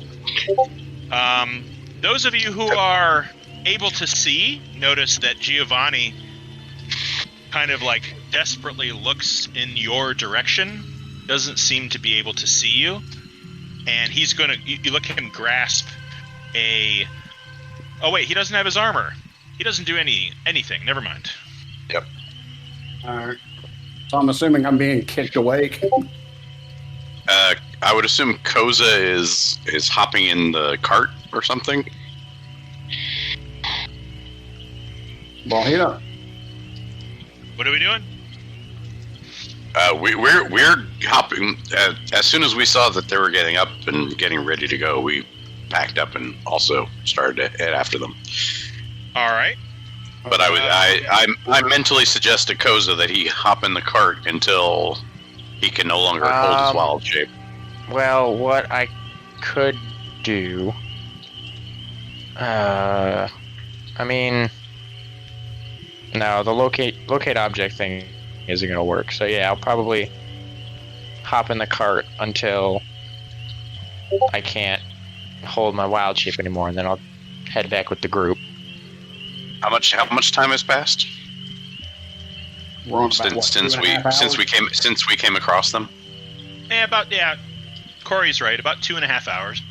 Okay, so I have 2.5. About 2-3 o'clock in the afternoon. If you were guessing, you can't see sunlight. All right, I have 2.5 hours left on my whispers. Koza's got about 2 to 3 hours on his wild shape, so we can track them for that long at least. Okay. And then after that, we'll have to track them more manually. All right. Well, as they move through the forest, a couple of them spark a couple torches. You're able to see this dim glow through the forest, the trees. It's not terribly dense, as these trees are very tall and wide. There's just not a lot of room between them, and the ground cover, the shrubs, are not very tall. So you're able to kind of keep a close eye on where everybody's at. And I'm gonna say for the next 2 hours, if I could get a stealth check from everybody. You guys are all pretty far back, so you can all roll it at advantage. Oh, and yes. Since you're all within 30 feet of Baranor, I believe you still have pass, right? That was only an hour. Okay. Are you not putting that back up? No, I only have limited spell slots for it, so... Okay. All right, yeah. So everybody can roll a stealth check at advantage. That's an 18 from Yuno. Let's say 11 from Koza. 33 from Eothara, 17 from Kervish, 21 from Baranor, and I'll take that 12. 26 Plus from one Luna, 13. Oh no, I have 10. You have 10. Did you roll that at advantage? I have disadvantage because of my armor. And advantage because of the thing. So it would just be a straight roll, so the 9. Yep. Plus 1 for 10. Sir Thorsten got a 12. Alright, so you're pretty far back, Axton. However, you straight up get your foot caught on a root, and it straight up pulls one of your greaves off as you're moving. Not totally off, but kind of like when you got your foot stuck in the mud and you pull your foot up, your shoe just kind of stays behind a little bit. It doesn't make any additional noise, thankfully, and you can tell that the caravan is so far ahead through the trees, you can't hear them, so you're pretty sure they can't hear you. But your shoe is stuck. What do you want to do? I'll get it out. You'll get it out? All right. You fall behind. It's going to actually slow you down to the point where you start to lose sight of your own group, as you guys are not using light to light the way. That's probably why you got your foot stuck. Yep. So I'm going to need a perception check once you finally get your greave free to see if you can pick up the group. 30, yeah. No problem. Yeah, you're very aware of where everybody is, and you're able to make your way back to the rear of the group.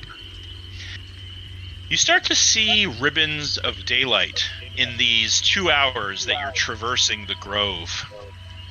The air is becoming a little more sour smelling and thick. It's difficult to put into words how this feels, but the best way I can make it seem relevant is the air feels chunky as you breathe it in. Ew. Funky Koza air. and Iathara, as you traverse this where it's slowly starting to become more like a bog, as the trees are becoming a little scarcer, Iathara and Koza begin to cough a little bit. You both take 1 point of poison damage. Oh no. How much poison damage? 1 point. Oh. Awesome. Baranor. Yep. Your vision starts to narrow. It's not good. To the point where you're pretty sure you've lost your dark vision. Oh no. And you have that like fever feel around your eyes, where it's just you can feel your pulse from behind your eyeballs. And you look down, and Luna is just kind of like her head is drooped. Doesn't look like she's really engaging the scene above you. And as she kind of looks up at you, she kind of whines just ever so slightly, enough where you could hear it. It doesn't sound like she feels all that good. Yeah. Is it still within 5 hours? At this point? Of what? when we encountered the camp. Initially? Yeah. Is it past that? You got you got 4.5 hours since that happened. Okay, I'll kind of I'll kind of communicate psychically with the 4 that I'm attached to and be like, we must be getting close. Starting to feel some bad effects, and the Bog Mother said something about there being bad effects from the dragon around here. Yeah, I feel it too. She comes in contact with. Thank you, I couldn't remember the exact wording. Well, you travel a little farther, maybe another half hour, and the mud that you're walking through becomes a little more sloshy. And fortunately, you can start to see the group. They're about maybe 50 feet in front of you. Unfortunately, it looks like with daylight, there goes your cover. So as they emerge from the edge of this wood into what looks like a vast portion of swamp, you can see in front of you the Grasping Ridge Mountains in the distance. It's really all you can see, is there's a thick layer of fog that is sort of encroaching on this portion of the Cauldron Styx. And Koza and Iathara, something is definitely up with your breathing. It's difficult to breathe a little bit. And you do have like a tickle in the back of your throat. Your joints feel a little achy. Every time you make a fist, it feels like your skin is wrapping tightly over your bones. Just don't feel all that great. It's emaciating us. You can see where the caravan is, just barely through the fog. You can choose to stay within visual eyesight of them, or you can drop back and hopefully track them. As you stand there making that decision, thinking about it, thinking it over, we're going to end the session. Oh. Why can't we just keep playing? I want to see it. I want to see the layer. Me too. Oh, we don't see it. We don't see it in all its wretched glory. Yeah, it's going to be gross.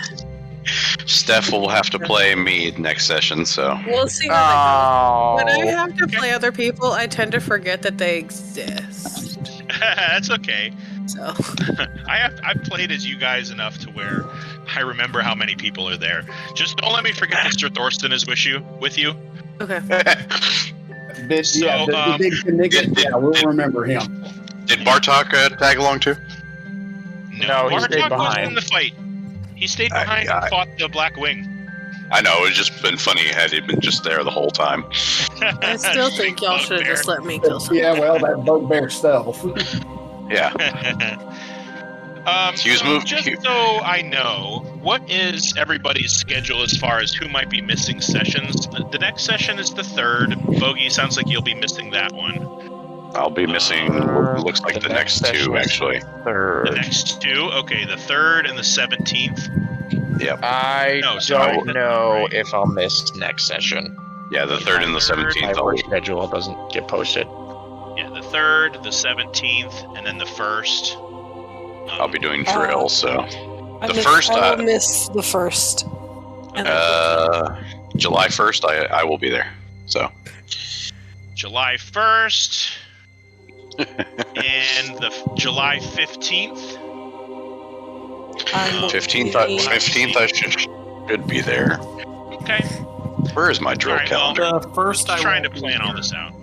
Yeah. Okay. July. Ken won't be here on the 1st. Got it. Okay. I work the 1st. All right. Well, folks, that was cool. We'll see where this goes next week. Yes. Next week. And, yeah, we'll definitely have to keep Bogey appraised at how this all unfolds. But thanks, everybody, for showing up. It'll be great to listen to it anyways. Yeah. All right, folks. I'll see you guys in a couple weeks. And Okay. Yeah, that was awesome. All right. Bye. Bye-bye. Bye.